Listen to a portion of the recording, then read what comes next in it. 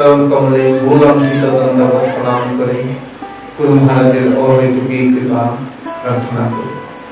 তৎসহিত আমার আচার্যবৃন্দ সকলের শ্রীচরণ কমলে সাষ্টাঙ্গ কোটি দণ্ডবত প্রণাম করে ওনাদের অহেতুকী কৃপা প্রার্থনা করি। এবং আজকে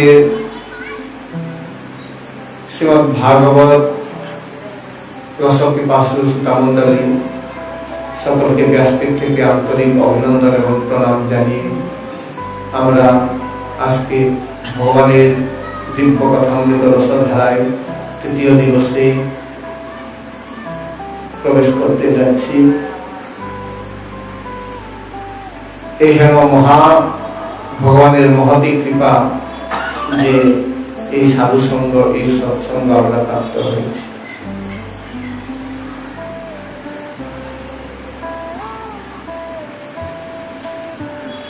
বলো হরে কৃষ্ণ।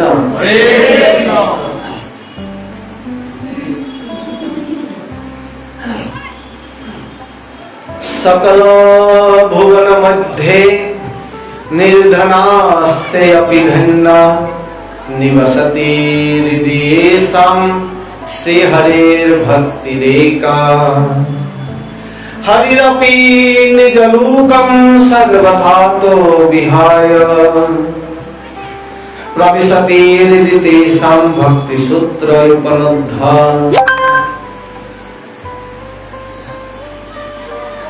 দেখুন আমরা কত সৌভাগ্যশালী, এই যে শ্রীমদ্ ভাগবতের মাধ্যমে সাধু সঙ্গ সৎসঙ্গ যে আমরা প্রাপ্ত হয়েছি। আমরা জগতে নানা প্রকার অভাব অনটনের দ্বারা সদা সর্বদা ত্রাস হয়, যেন কোনো কিছু আমাদের সবসময় অভাব থেকে যায়। অনেক টাকা পয়সার সম্পত্তির অধিকারী হওয়া সত্ত্বেও আমাদের পিপাসা মিটে না, কামনার তৃষ্ণা নির্বাপিত হয় না। সকলে জগৎবাসী আমাকে বলে আমি ধনী লোক, কিন্তু আমি জানি আমি কতটুকু ধনী। আছে টাকা ব্যাংকের মধ্যে 50 লাখ টাকা আছে, কিন্তু তথাপিও আমার অভাব বোধ আর মোচন হয় না। তাই এখানে বলছেন সকল ভুবন মধ্যে নির্ধনা হস্তে অভিধন্যা। এই সকল ত্রিভুবনের মধ্যে সেই নির্ধন ব্যক্তিকেও ধন্য বলা যেতে পারে। কেন কেন তাকে ধন্য বলা হবে? যার কাছে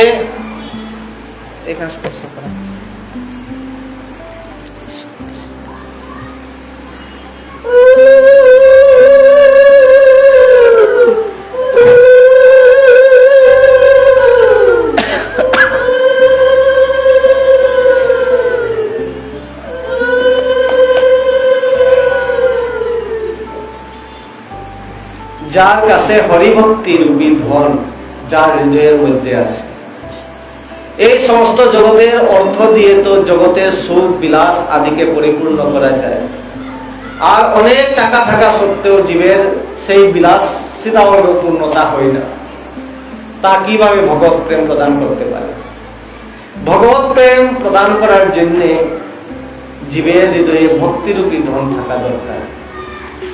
তো তাই ভাগবত বলছে সকল ভুবন মধ্যে নির্ধনাস্তে অপি ধন্যা। জগতের ধন এমনকি নিজের ইন্দ্রিয়ের তৃষ্ণা পূর্ণ মাত্রায় মিটিয়ে দিতে সক্ষম নয়, আংশিকভাবে ঠিকই তৃপ্ত করতে পারে। টাকা না থাকলে অনেক কষ্ট হয় জগতে চলতে, ঠিক আছে। টাকা থাকার পরেও কিন্তু সেই অভাবের পূর্ণ মাত্রায় শেষ হয় না। এবার সেই ধনের দ্বারা, সেই বৃত্তির দ্বারা আমরা যে পরমার্থকে লাভ করতে পারবো, তেমনটা কি করে সম্ভব? আর আমরা জগতে সর্বশ্রেষ্ঠ ধনী কি করে হব? তাই ভাগবত বলছেন সকল ভুবন মধ্যে নির্ধনাস্তে বিধন্যা। জগতের ধন না থাকলেও পরমার্থ ধন যার কাছে আছে সেই প্রকৃত রূপে ধন। যেমন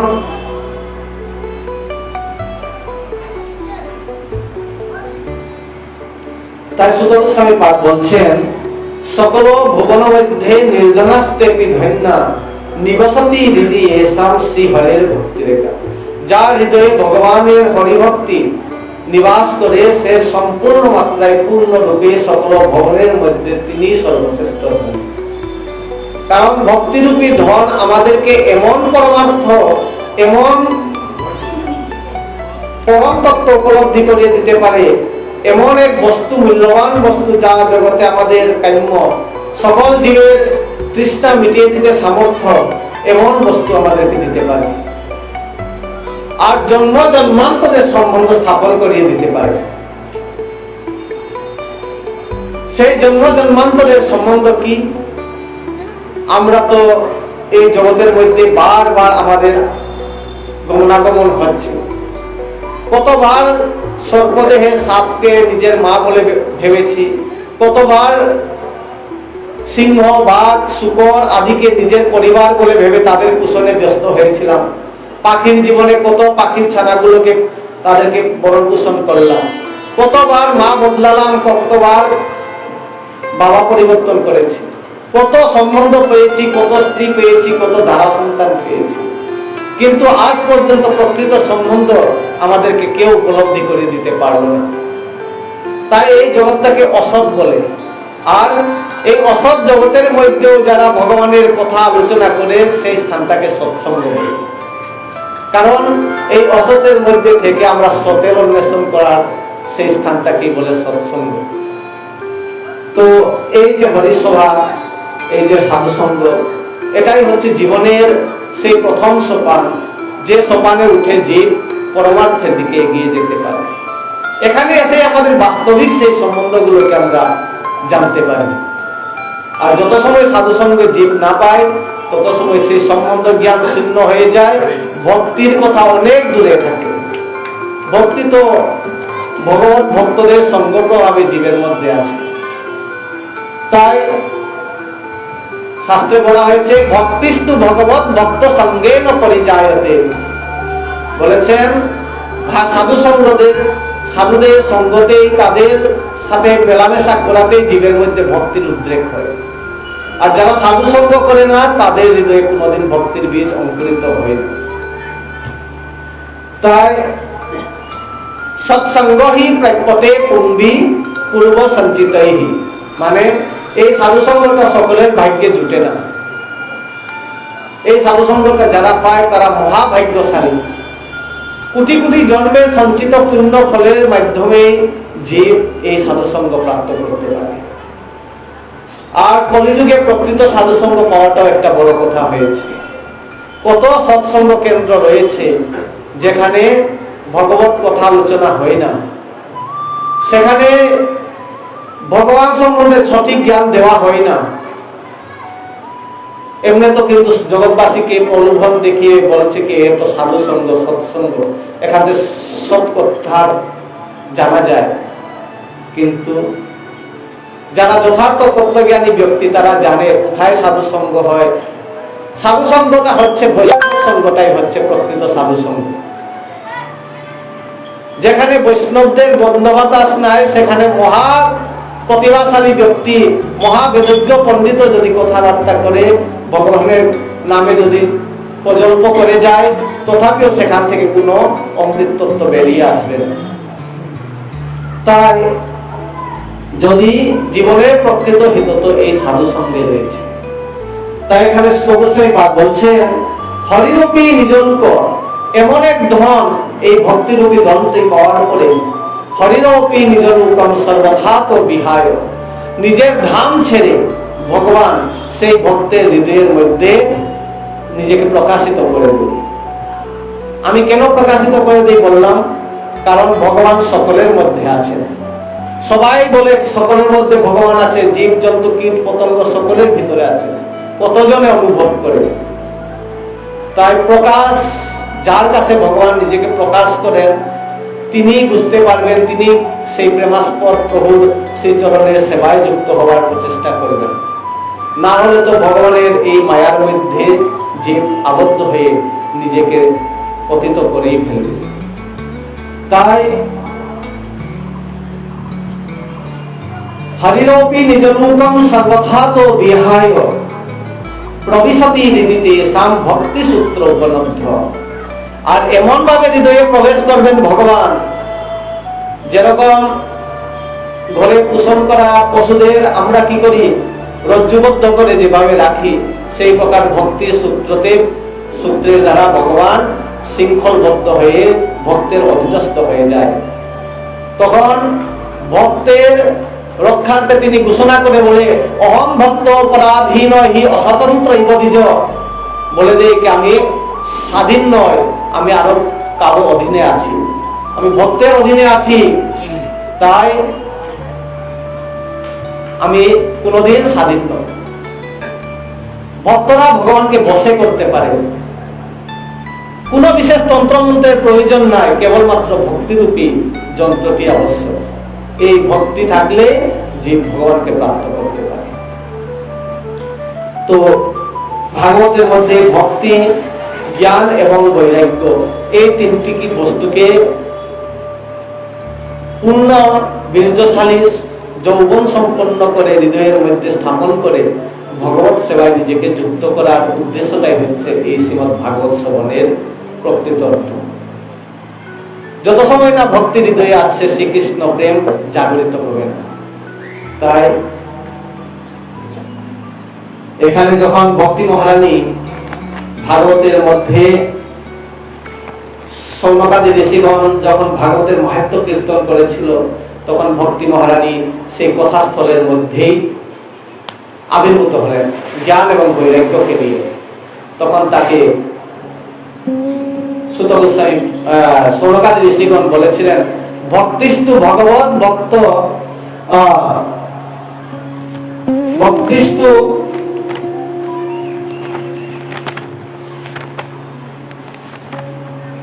ভক্তেষু গোবিন্দ স্বরূপ কর্ত্রী। এই ভক্তি হচ্ছে জীবকে গোবিন্দ স্বরূপ প্রদানকারিণী।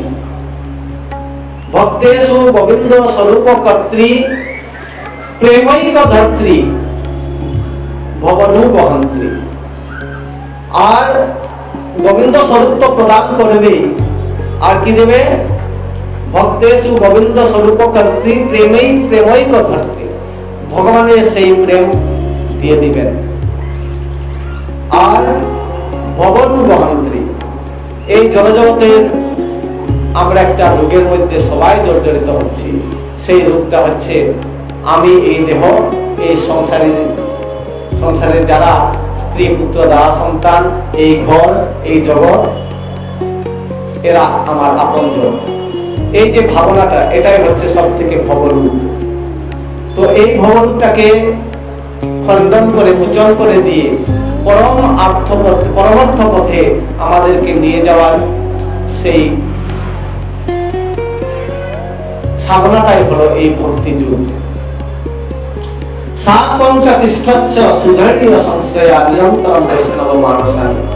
বলছেন, হে ভক্তি দেবী, যখন ভক্তি দেবী সেই কথাস্থলের মধ্যে প্রাদুর্ভাব তার হলো, তখন তিনি বললেন, আমাকে বসার আসন দাও। কারণ সেই পাঠের মধ্যে সমস্ত জগতের জীব, সাধু সন্ত মহাপুরুষগণ, দেবতা সকলে গিয়ে সেখানে বসেছিল। কারণ চতুষ্কুমারগণ কথা করছেন, কথার আয়োজক হচ্ছেন দেবর্ষি নারদ। আর এমন কথা চতুষ্কুমারগণ শোনাচ্ছেন যে কেউ আর সেখানে বাদ পড়েনি। ভক্তি মহারানীর বসার জায়গা নাই। তখন তিনি বলেন, কোথায় বসবো, আমার জন্য আসন দাও। তখন বললেন তিনি, নিরন্তরম বৈষ্ণব মানসানি, এই বৈষ্ণব যারা কথা শুনতে এসেছে তাদের হৃদয়ের মধ্যে হে ভক্তি মহারানী প্রবিষ্ট হয়ে যায়। তাই এই ভাগবত শ্রবণে জীবের হৃদয়ের মধ্যে ভক্তি মহারানী প্রবিষ্ট হয়ে যায়। একা প্রবিষ্ট হয়নি, জ্ঞান এবং বৈরাগ্যকে নিয়ে। একা ভক্তিটি বন্দিয়া ভক্তি, যে সন্তান দিতে পারে না তাকে নিয়ে কি লাভ। তাই জ্ঞান এবং বৈরাগ্য হচ্ছে ভক্তির সুসন্তান। তাদেরকে আমরা অবহেলিত ভাবে রেখে দিই, কেবল আমরা ভক্তি করছি বলে ভাবি। তত্ত্বগতভাবে যখন ভগবানকে আমরা ভজন করব, ভক্তিতে যুক্ত হব, জ্ঞান এবং বৈরাগ্য যুক্ত হয়ে যখন ভগবানের সেবায় যুক্ত হব, তখন এই ভক্তিটা সার্থক হয়। তাই আসুন আমরা ভাগবতের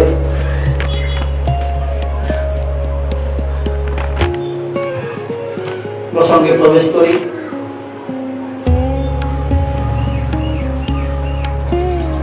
এই জগতের আমাদের অনর্থ নাশকারী শ্রীমদ্ ভাগবত অমৃত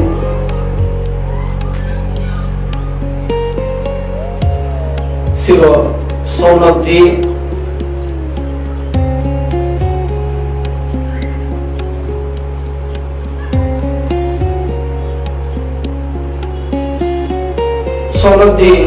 জিজ্ঞেস করলেন সুত গোস্বামী পাদকে, হে সুতজি মহারাজ, এই জগতে জীব অনাদিকাল থেকে ভ্রমিত হচ্ছে, বাস্তব সম্বন্ধ জানে না, জীব নিজের পরিচয় জানে না, অথচ সে ত্রিগুণের অতীত বস্তু, ত্রিগুণাতীত, জড় নয়, তথাপি নিজেকে জড় ভাবে। আমি অমুক সরকার, আমি অমুক রায়, জড় উপাধিতে ব্যস্ত হয়ে আছে।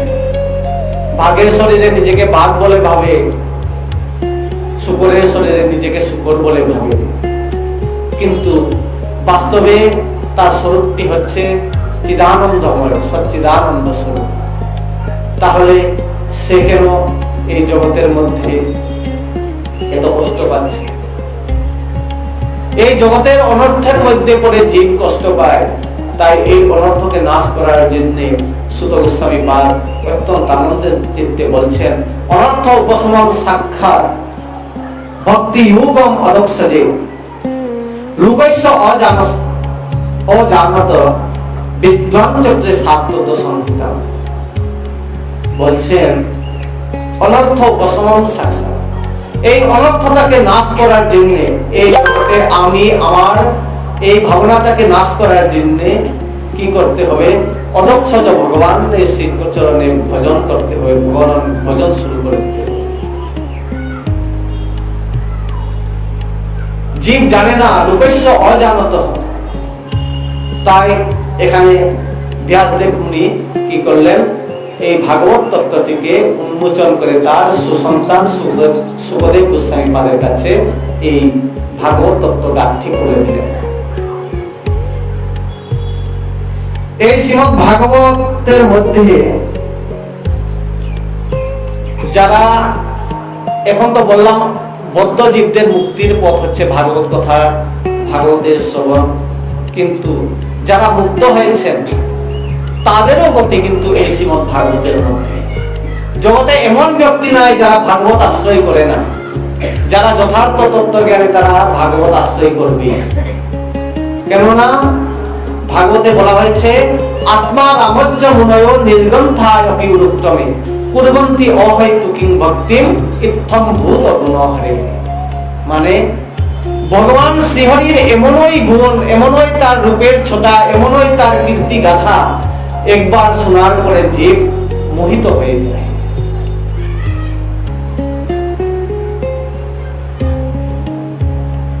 জীব মোহিত হয়ে যায়। কৃষ্ণ কথা যদি কেউ হৃদয় থেকে শুনে ফেলে, নিজেকে কৃষ্ণের করে দেবে। আর বাস্তবিক সম্পত্তিও সেটি। কৃষ্ণকে পাওয়ার জন্যই আমাদের এই জগতে আসা। এই জগতে এসে সংসারের মধ্যে ব্যস্ত হয়ে, সংসার পোষণেই কেবল ব্যস্ত থাকাটা নয়। সংসার করতে আপত্তি নাই, সংসার করা হোক, অসুবিধা নাই, কিন্তু এই সংসারের মধ্যে যেরকম আমি শ্বশুর শাশুড়ি, নিজের সন্তান, পরিবার, দোকান আদি সকলকে স্থান দিয়েছি, সেই প্রকার গোবিন্দকেও যদি একটা স্থান দিয়ে দিই, তাহলে আমাদের কল্যাণ অনতিবিলম্বে হয়ে যাবে। তাই বলছেন, আত্মা রামজ্জ মুনয় নির্গন্থা অপি উত্তমে।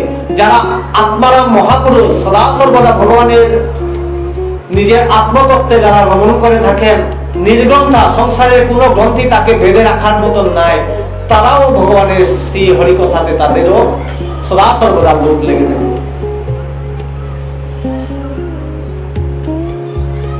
আসুন, সুত গোস্বামী পাদ বললেন, এই শ্রীমদ ভাগবত শ্রবণ করে পরীক্ষিত মহারাজ পরম গতি পেয়েছিলেন। তখন সৌরভ ঋষি জিজ্ঞেস করলেন, পরীক্ষিত মহারাজের কেন অভিশপ্ত, পরীক্ষিত মহারাজ কেন অভিশপ্ত হয়েছিলেন? তিনি তো মহান ধর্মাত্মা, কৃপা করে আপনি বিস্তার পূর্বক বলুন। তখন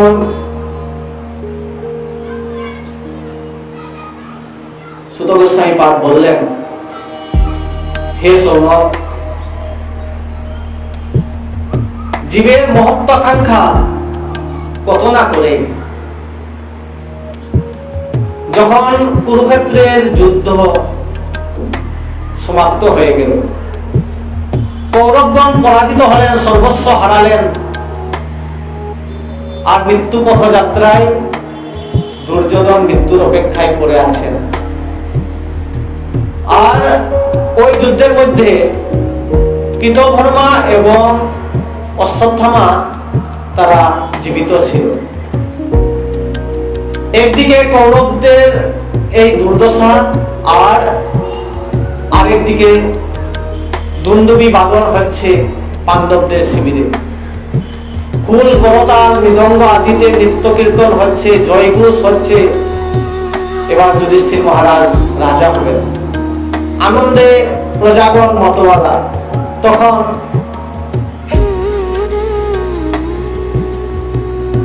তখন সেই সুযোগে যে সরোবরের পাশে দুর্যোধন মৃত্যু অপেক্ষা করছিল, সেইখানে অশ্বত্থামা গিয়ে বলছেন, মহারাজ কি জয় হো, মহারাজ কি জয় হো।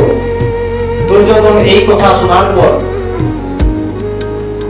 কে আমাকে এই সময়ে পর্যন্ত উপহাস করতে এসেছে? পাণ্ডবদের তো এরকম চরিত্র নয়, পাণ্ডবরা কখনো আমাকে উপহাস করে। আমি এখন মৃত্যু পথযাত্রী, আমার কাছে না আছে শাসন বল, না আছে সৈন্য বল, না কোনো কিছুই তো নাই, আমি তো পরাজিত ব্যক্তি। আমাকে কে রাজা বলে সম্বোধন করছে? কে? মহারাজ, আমি অশ্বত্থামা। কি অশ্বত্থামা আমার বাকি রয়েছে বলো? আমাকে মহারাজা বলে সম্বোধন করেছে।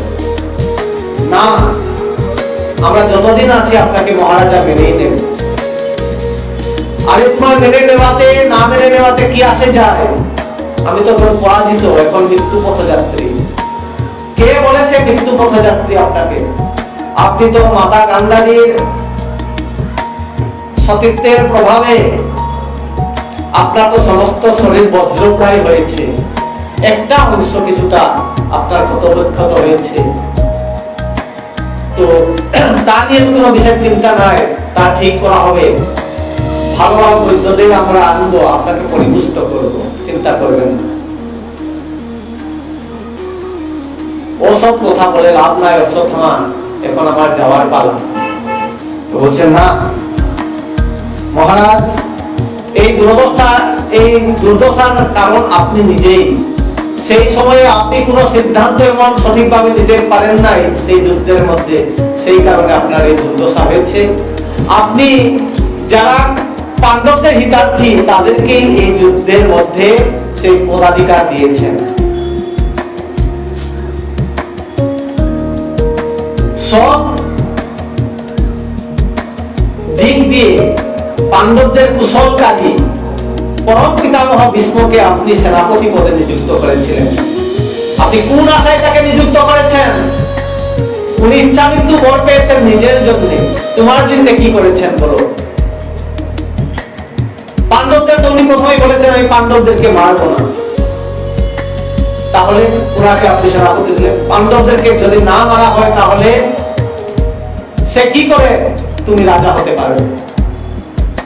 তারপরে তুমি আমার বাবাকে দিয়ে দিলে, সেও পরম পাণ্ডবদের পরম হিতকারী।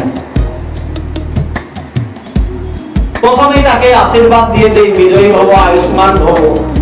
যাকে আয়ুষ্মান ভব দিয়েছে তাকে আয়ু ক্ষয় করবেন কি করে? তোমার সমস্ত সিদ্ধান্তই ভুল হয়েছে, একটি বার তাকালে না আমার দিকে। আরে বাবা অশ্বত্থামা, যা হয়েছে হয়েছে, এখন বেলা শেষ। তখন বলছে, না এখনো কিছু হয়নি, আমাকে একবার সেনাপতি পদে নিযুক্ত করো, আমি হলাম তোমার সেনাপতি, ইনি হবে তোমার সৈন্য, আমাকে একটু সুযোগ দাও।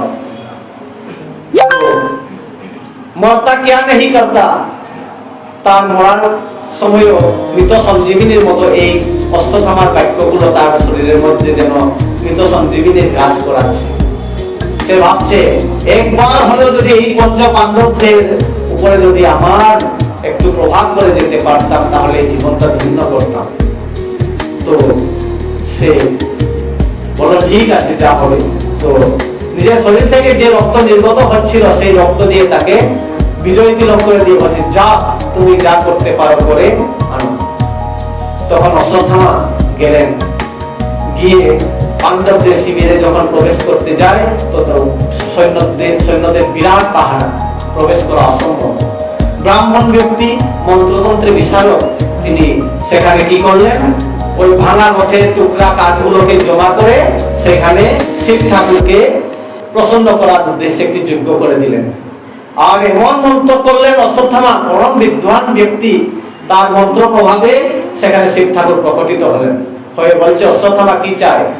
অশ্বত্থামা বলে দিলেন, হে শিব ঠাকুর, আপনি যদি যথার্থই প্রসন্ন হয়েছেন, আমাকে একটি শক্তি প্রদান করুন, যেন আমি পাণ্ডবদের শিবিরে যেত প্রবেশ করতে যেন কেউ আমাকে দেখতে না পায়। ঠিক আছে, তুমি যা ইচ্ছা করো তাই করতে পারবে, বলে শিব ঠাকুর সেখান থেকে চলে গেলেন। আর অশ্বত্থামা সেই সুযোগে পাণ্ডবদের শিবিরে প্রবেশ করলেন। একদিকে আনন্দের সেই উল্লাস চলছে, আর এই পাণ্ডবদের শিবিরে তখন ক্লান্ত হয়ে পাণ্ডবদের যে বিছানাগুলোর মধ্যে পাণ্ডবগণ শুয়ে আছেন। অশ্বত্থামার এইরকম ভাবনা। তখন তিনি তার তীক্ষ্ণ তরবারিটা দিয়ে সেই পঞ্চ পাণ্ডবদের গলা, মাথা মুন্ড যে ছেদন করে দিলেন, করে দিয়ে তার উত্তরীয়ের মধ্যে সেই মুন্ডগুলোকে গাঁট বেঁধে কাঁধে করে সেখান থেকে বেরিয়ে আসলেন। এসে দুর্যোধনের সামনে ফেলে দিলেন, বলছে, মহারাজ এই দেখুন আপনার জন্য এনেছি, কি উপহার এনেছি, আপনি বিজয় হয়েছেন, কিসের চিন্তা, এক্ষুনি আমি ভালো বৈদ্যের ব্যবস্থা করছি। কি এমন কাজটা করলে, এই মোচার মধ্যে কি আছে? বলছে, তোমার শত্রুদের মুন্ড। কি বলিস, এত বড় মহারথীরা যা করতে পারলো না, তুমি ক্ষণমাত্রের মধ্যেই করে দিলে। তো বলছে, আরে খুলে দেখ তো। আমি আর খুলি কি করে, তুমি আমার কাউকে লাগবে না, ওই ভীমের মাথাটা একটু হাতের মধ্যে দাও। তখন তিনি গানটা খুলে ভীমের মাথাটা হাতের মধ্যে দিয়ে দিলেন। প্রায় সন্ধ্যা সময়, অন্ধকার বিশেষ দেখা যাচ্ছে না, সেই সময়ে ভীমের মাথা এই নাও বলে যখন হাতে দিল, খুব ক্রোধে তখন দুর্যোধন সেই মাথাটাকে চাপিয়ে দেওয়াতে তৎক্ষণাৎ সেই মাথাটা ফেটে গেল। হায় হায়, কি করলে অশ্বত্থামা, এ তো কোন প্রকারে ভীমের মাথা হতে পারে না। দেখো দেখো ভালো রকম দেখো, তুমি কার মাথা কেটে এনেছো দেখো। তো দেখে তো এ তো পঞ্চ পাণ্ডব নয়, এরা পঞ্চ পাণ্ডবদের সন্তান, দ্রৌপদীর 5টি সন্তান। তখন তিনি কিছু অবশিষ্ট যা প্রাণ ছিল তাও একদম গলা পর্যন্ত এসে গেল দুর্যোধনে। হায় হায় দুর্ভাগ্য আমার, সব শেষ করেই দিলাম। যারা আমাদের বংশধর, এদের দ্বারা আমাদের পিতৃতর্পণ আদি কার্য হবে, এদেরকেও তুমি শেষ করে দিলে অশ্বত্থামা। হ্যাঁ, এরা পঞ্চপাণ্ডব নয় না, না বলার সাথে সাথে অশ্বত্থামা সেখান থেকে পালিয়ে গেলেন। কারণ এই খবরটা পাইলে পরে পঞ্চপাণ্ডব তাকে ছাড়বে না, মৃত্যু অনিবার্য হয়ে গেছে, যে আর কোনো কথা নাই। অশ্বত্থামা সেখান থেকে দৌড় দিলেন। দৌড় দেওয়াতে এবার দুর্যোধন চিন্তা করতে করতে প্রাণ ত্যাগ করলেন। আর সকালবেলা দ্রৌপদী মহারানী গিয়ে সন্তানদেরকে জাগানোর জন্য যায়, তো হাহাকার অবস্থা, রক্তাপ্লুত হয়েছে সেই বিছানা। দেখে তো চিৎকার করে উঠলেন। ভগবান অর্জুনকে নিয়ে সেখানে উপস্থিত হলেন। সমস্ত ভাইগণ সেখানে গিয়ে উপস্থিত হলো। ঘটনা জানতে আর দেরি হলো না, ভগবান জানিয়ে দিলেন এ কুকার্যটি অশ্বত্থামা করেছে। উঠো অর্জুন রথের মধ্যে, বলে রথের মধ্যে ভগবান তাকে ধরলেন, ধরে এবার রথ নিয়ে যখন অশ্বত্থামার পিছনে ধাবন করলেন, দ্রুত গতিতে ভগবান সেই রথটাকে চালিয়ে দিয়ে অশ্বত্থামার পাশে নিয়ে যাওয়াতে অশ্বত্থামা ভীত হলেন। ভীত হয়ে কি করলেন, এবার এই সাক্ষাৎ মৃত্যু রূপে অর্জুন আসছে, এবার আমার রক্ষা নাই, তিনি কি করলেন, ব্রহ্মাস্ত্র নিক্ষেপ করে দিলেন। আর তো সেই প্রাণ ভরে সেই মন্ত্রপ্লুত করে যে ব্রহ্মাস্ত্র ছেড়েছে, সেই ব্রহ্মাস্ত্রের তেজ যেন অর্জুনকে ধ্বংস করে ছাই করে ফেলবে, সেই ভাবনায় তিনি অর্জুন কি করলেন, হাহাকার হলেন, কিং কর্তব্য বিমূঢ় হলেন ক্ষণমাত্রের জন্য। কি করি, প্রতিকার কি নেব, কোনো কিছু ভাবতে পারলেন না। তিনি কি করলেন, ভগবানের চরণে ধরলেন, হে কৃষ্ণ রক্ষা করো, কৃষ্ণ কৃষ্ণ মহাবাহু ভক্তা নাম ভয়ঙ্কর তমেক দৈহ মানানাম পবর্গসি সংস্থিত। হে কৃষ্ণ তুমি ভক্তকে অবৈধান করো, এই দেখো মৃত্যুরূপী ব্রহ্মাস্ত্র আমার দিকে ধাবিত হয়ে যাচ্ছে, প্রভু আমার সংকল্পকে রক্ষা করো, আমাকে রক্ষা করো বলে যখন বললেন, ভগবান কিসের ভীত হওয়ার, তোমার চিন্তা কিনে তুমি এক কাজ করো, তুমিও ব্রহ্মাস্ত্র নিক্ষেপ করো। ভগবানের কথা শুনে অর্জুন ব্রহ্মাস্ত্র নিক্ষেপ করে দিলেন। দুই ব্রহ্মাস্ত্রের ঘর্ষণে সমস্ত তিলুক ধ্বংস হতে যাচ্ছে দেখে ভগবান বললেন, অশ্বত্থামা তোমার ব্রহ্মাস্ত্র ফিরিয়ে নাও। এদিকে অর্জুনকে বলছে তোমারটা নির্বাপন করো। তখন অশ্বত্থামা বলে উঠল, ভগবান আমি পারি না সেই বিদ্যা, আমি তো ছাড়তে পারি, নিতে পারি না। তাহলে অর্জুন তুমি কি জানো? হ্যাঁ আমি প্রভু জানি। তাহলে দুটাই নির্বাপিত করে এক জায়গায়। তখন ভগবানের আদেশে অর্জুন সেই ব্রহ্মাস্ত্র দুটিকে সমুদ্রের মধ্যে নিক্ষেপ করে নির্বাপন করে দিলেন। এবার ভগবানের আদেশে অর্জুন তাকে কারাবদ্ধ করলেন। বদ্ধ করাতে বলছে, একে ছেড়ে তো লাভ নাই, তুমি তো দ্রৌপদীর কাছে সংকল্প করেছো যে এই আততায়ীকে তুমি প্রাণে মারবে, এবার তুমি তাকে মেরে তোমার সংকল্প পূর্ণ করো। তখন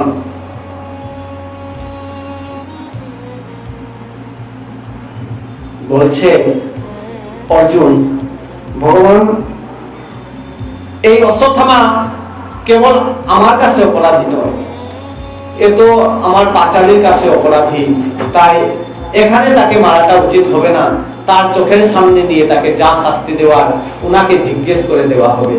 তখন ঠিক আছে তাই করো। তখন অশ্বত্থামাকে যেরকম শিকার থেকে পশুগুলোকে শিকার করে বেঁধে নিয়ে আনা হয়, সেই প্রকার অশ্বত্থামাকে রশি দিয়ে বেঁধে রথের পিছনে বেঁধে তাকে যখন দ্রৌপদীর সামনে নিয়ে আসা হচ্ছে দেখে দ্রৌপদীর হৃদয় দয়ায় আপ্লুত হয়ে উঠল। তখন তিনি বলে উঠলেন, মুচ্যতাম মুচ্যতাম এষাং ব্রাহ্মণো নিতরাম গুরু সো এষ ভগবান দ্রুণঃ প্রজারূপেণ বর্ততে। বলছেন ছেড়ে দাও, ছেড়ে দাও, কি করছেন আপনি? এ তো সাক্ষাৎ আমাদের গুরুদেব তার পুত্র রূপে এখানে এসেছেন। কারণ আত্মনাথ যায়তে পুত্র, বাবাই পুত্র রূপে মাতৃগর্ভে যায়, তাহলে এ তো আমাদের গুরুদেবের সন্তান, তাকে আমাদের গুরুদৃষ্টি করা দরকার। দেখুন যার 5টি সন্তানকে এই আততায়ী শেষ করে দিয়েছে, তাকে দ্রৌপদী মহারানী বলছে ছেড়ে দাও। আমরা হলে নিশ্চয়ই এইভাবে বলতাম না। পাড়ার ছেলের সাথে যখন ছেলে লড়াই করে আসে, তখন গিয়ে সেখানে মহাযুদ্ধ লাগিয়ে দেই মা, আর এখানে 5টি সন্তানকে শেষ করে দেওয়ার পরও দ্রৌপদী মহারানী বলছে ছেড়ে দাও, একে গুরুবুদ্ধি করো। সেই জন্যই তো কৃষ্ণ তার জন্য সমস্ত কিছু বলিদান দিয়ে তাদের দাসত্ব করে থাকেন। এমন বিচিত্র গুণ, এত সাধুতা এই দ্রৌপদীর মধ্যে আছে। তাই দ্রৌপদী মহারানী কোথায় শুনে বিবুধর ভীম বললেন, রে পাঁচালী, তোমার এই সমস্ত শাস্ত্র জ্ঞান তোমার হৃদয়ের মধ্যে চাপিয়ে রাখো, এখন শাস্ত্রার্থের সময় নয়, এখন তো প্রতিশোধের পালা, একে শেষ করাটাই হচ্ছে উত্তম বিধান। তখন ভগবান এই ভীমকেও সান্ত্বনা দিয়ে অর্জুনের দিকে ইশারা করে বলছেন, তোমাকে কত জ্ঞান দিয়েছি, তার মধ্যে বলেছি আমি আততায়ীদেরকে ছাড়তে নেই, আর ব্রাহ্মণদেরকে কখনো প্রাণে মারতে নেই। এই অথচ ব্রাহ্মণ আর কাজটা করেছে অত্যন্ত নগণ্য কাজ। তাই আততায়ী অর্থাৎ যারা মানুষের ঘরের মধ্যে আগুন ধরিয়ে দেয়, ছোট ছোট বাচ্চাদের যারা হত্যা করে বিষ পান করে যারা মারে, এমন আততায়ীদেরকে কখনো ছাড়তে নেই। তো এবার তোমাকে অর্জুন যা যা উপদেশ দিয়েছি তার থেকে তুমি যা ভালো মনে করো তাই করে ফেলো। বলছেন, ময়ৈব উভয়ম মাম নাপম পরিবৈহ অনুশাসনম, তুমি যা করার করে ফেলো। তখন অর্জুন ভগবানের হৃদয়ের কথা বুঝতে পারলেন। তিনি কি করলেন, সেই ব্রাহ্মণের মাথায়, অশ্বত্থামার মাথায় ঠিক কপালের উপরে এই ব্রহ্মানন্দের এখানে একটা মণি ছিল, সেই মণিটাকে তার তরবারি দিয়ে খুলে দিলেন আর মাথাটাকে অর্ধমুণ্ড করে দিলেন, করে দিয়ে অশ্বত্থামাকে বিতাড়িত করে দিলেন। তখন ভগবান বললেন, ঠিকই করেছে অর্জুন, ব্রাহ্মণদেরকে কখনো প্রাণে মারতে নেই। শাস্ত্রে তাদের জন্য শাস্তি বিধান দেওয়া হয়েছে। ব্রাহ্মণ যতই পতিত হোক, তাকে ক্রোধবশত তার শরীরটাকে নিহত করা অত্যন্ত অপরাধজনক। তবে শাস্তি বিধানটা কি হবে তাদের জন্য? তাদের শাস্তি বিধানটা হচ্ছে বপনম দবিনা দানম স্থানাত নির্যাপনম তথা, অর্থাৎ তাকে মাথা মুন্ডন করে দিয়ে দবিনা দানম, তার থেকে এই ভুলের অর্থে কিছু, যেমন কি বলে, টাকা আদায় করে যদি নেওয়া হয় তাহলে সেটাও তার মৃত্যু সমান। আর স্থানাত নির্যাপন, তাকে যদি যে ঘরে সে বাস করে ব্রাহ্মণগিরি চালাচ্ছে আর এদিকে অধর্মের ভাণ্ড হয়ে গেছে, তাকে প্রাণে না মেরে এক কাজ করা যায়, তাকে সেই স্থান থেকে ছড়িয়ে দেওয়া যায়। তুমি আমাদের গ্রামে আর থাকতে পারবে না বলে তাকে ঘর থেকে যদি বিতাড়িত করে দেওয়া হয়, তাহলে সেই ব্রাহ্মণের জন্য সেটা মৃত্যুবরণ। এত হি ব্রহ্মবন্ধু নাম বোধ নান্যত্র নান্যস্তি দৈহিক, দৈহিক তাকে কোন প্রকারে মারাটা অত্যন্ত অপরাধ। সেই কথাটাকে রক্ষা করে অর্জুন সেই অনুসারে তার মণিটাকে নিয়ে ভগবানের হাতে দিয়ে দিলেন। তো এবার ভগবান যুধিষ্ঠির মহারাজ সেই তাদের সকল মৃতদেহে 5টি সন্তানের অন্ত্যেষ্টিক্রিয়া করলেন, আর বাকি অবশিষ্ট যারা যুদ্ধে নিহত হয়েছিলেন তাদেরও পিণ্ডদান কৃত্য আদি করলেন, সমাপন করলেন। এবার ভগবান যুধিষ্ঠিরকে দিয়ে 3টি অশ্বমেধ যজ্ঞ করালেন, করিয়ে এবার যখন তিনি বিদায় নিতে যাচ্ছিলেন, দ্বারকা অভিমুখে যাত্রা করবেন, এমন সময়ে উত্তরা দূর থেকে আর্তনাদ করে আছে, প্রভু রক্ষা করো, রক্ষা করো, রক্ষা করো।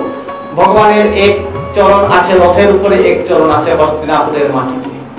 তখন গিয়ে ভগবানের চরণে ধরে বলছেন, পাহি পাহি মহায়োগেন দেব দেব জগৎপতে নন্নম তদ অভয়ম পশ্যে যত্র মৃত্যু পরস্পরম।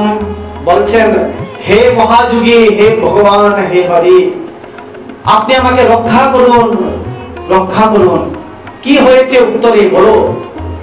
দেখুন, আমরা হলে কি করতাম? মনে করুন আপনার ঘরে একজন অতিথি এসেছেন, খুবই টাকা সম্পত্তির অধিকারী, আপনি ভালোই জানেন। কিছু সময় আগে আপনি নিজেই তাকে পরিবেশন করে খাওয়িয়েছেন, ভালোভাবে আপ্যায়ন করেছেন, যা করেছেন। এবার তিনি যেতে প্রস্তুত, সেই সময়ে ঘরের মধ্যে একটি দুর্ঘটনা ঘটে গেল। সেই দুর্ঘটনা ঘটলে আপনি কি করতেন? ওই অতিথি ধন সম্পত্তির অধিকারী, খুব সামর্থ্যবান অথবা খুব শক্তিশালী বলে তার কাছে যাবেন, না ঘরের আপনার স্বামীর কাছে যাবেন? স্বামীর কাছে অথবা পরিবারের কাছেই তো যাবেন, যে কি করা যায়, এই বিপদটাকে কিভাবে কাটানো যায়। কিন্তু এইখানে উত্তরা পরম ভাগবতী তিনি কি করলেন, ভগবানের কাছে গেলেন। অথচ তিনি জানতেন 5টি শ্বশুর মশাই যারা মহাবলশালী, তারা সমস্ত কিছু করতে সক্ষম, অবৈধান দিতে সক্ষম, এমন মহাপুরুষদেরকে ছেড়ে তিনি ভগবানের গোবিন্দের চরণ আশ্রয় গ্রহণ করলে বলছেন, আমাকে রক্ষা করুন। আমাকে বলতে আমার এই গর্ভস্থ শিশুটাকে রক্ষা করুন। কি হয়েছে? বলছে, প্রভু আমার পেটের মধ্যে যে পীড়া হচ্ছে, মনে হচ্ছে যেন আমার গর্ভস্থ শিশুটি রক্ষা পাবে না। তাহলে তুমি যে বলছো বাচ্চাটাকে আর তুমি রক্ষা করো, আমার সন্তানটাকে রক্ষা করো, তুমি রক্ষা চাও না কেন? বলছে, প্রভু আমি আমার জন্য বাঁচতে চাই না, আমি চাই এই আমার সন্তানটি যেন আপনার জন্য বাঁচে। কেন? আমার সাথে তার কি সম্পর্ক? তখন উত্তরা বলে উঠল, প্রভু আপনি একটু চিন্তা করে দেখুন, এই পঞ্চপাণ্ডবদের আপনি এত বড় মহাযুদ্ধের মধ্যে কোন প্রকারের ক্ষতি হতে দিলেন না। পঞ্চপাণ্ডব রয়েই গেল। 100টি ভাই তাদের আপনি শেষ করে দিলেন। এবার এই বংশে যদি কেউ যদি পিতৃতর্পণ বা বংশ পরম্পরা চালিয়ে যাওয়ার যদি কেউ না থাকে, তাহলে আপনার উপরে কলঙ্ক আসবে প্রভু। আমি চাই না আপনি সেই কলঙ্কে কলঙ্কিত হন। তখন তিনি বললেন, ঠিক আছে উত্তরে। তখন ভগবান নিজ মায়া প্রভাবে ভিতরে যে তো ভগবান সমস্ত জীবের হৃদয়ের ঘটবাসী, তিনি কি করলেন, সেখানে অঙ্গুষ্ঠ পরিমাণ রূপ ধারণ করে শঙ্খ চক্র গদা পদ্ম আদি অস্ত্র ধারণ করলেন, আর গদা চালিয়ে চালিয়ে সেখানে তিনি তাকে রক্ষা করলেন। আর কি করলেন, একদিকে বাহিরা পরিস্থিতিতে কি করলেন, সুদর্শন চক্র চালিয়ে দিলেন, যেন অশ্বত্থামা আবার পুনরায় যেন ব্রহ্মাস্ত্রের সন্ধান না করে পঞ্চপাণ্ডবদের উপরে। একদিকে গর্ভের মধ্যে গদা দ্বারা পরীক্ষিতের রক্ষা করছেন, আরেকদিকে সুদর্শন চক্রের দ্বারা পঞ্চপাণ্ডবদের রক্ষা করলেন। তারপরে এবার সমস্ত কিছু ঠিক হয়ে গেল। তারপরে ভগবান বিদায় নিতে চান। তখন সমস্ত হস্তিনাপুরবাসীগণ ভগবানের চরণে পুষ্পাঞ্জলি করলেন। কেউ নানা প্রকারের যৌতুক এনে ভগবানের রথের মধ্যে চাপিয়ে দিলেন, যে যা পারে সব দিয়ে দিল, ভগবানকে আলিঙ্গন করলো, ভগবানের চরণ স্পর্শ করলো। ভগবানের মৃদু হাসি দেখে কেউ পুত্তলিকার মতো কিছু বলতে না পেরে বাকরুদ্ধ হয়ে গেলেন। এমন স্থিতিতে ক্রন্দনরতা কুন্তী মহারানী তার দিকে ছুটে আছে। তাকে দেখে পিসি বলে তো তিনি দৌড় দিলেন, তিনি গিয়ে আলিঙ্গন করলেন, পিসি সকলে আমাকে বিদায় দিতে এসেছে, আপনি এত দেরি করলেন, একটু সময় তো আমি চলে যেতাম।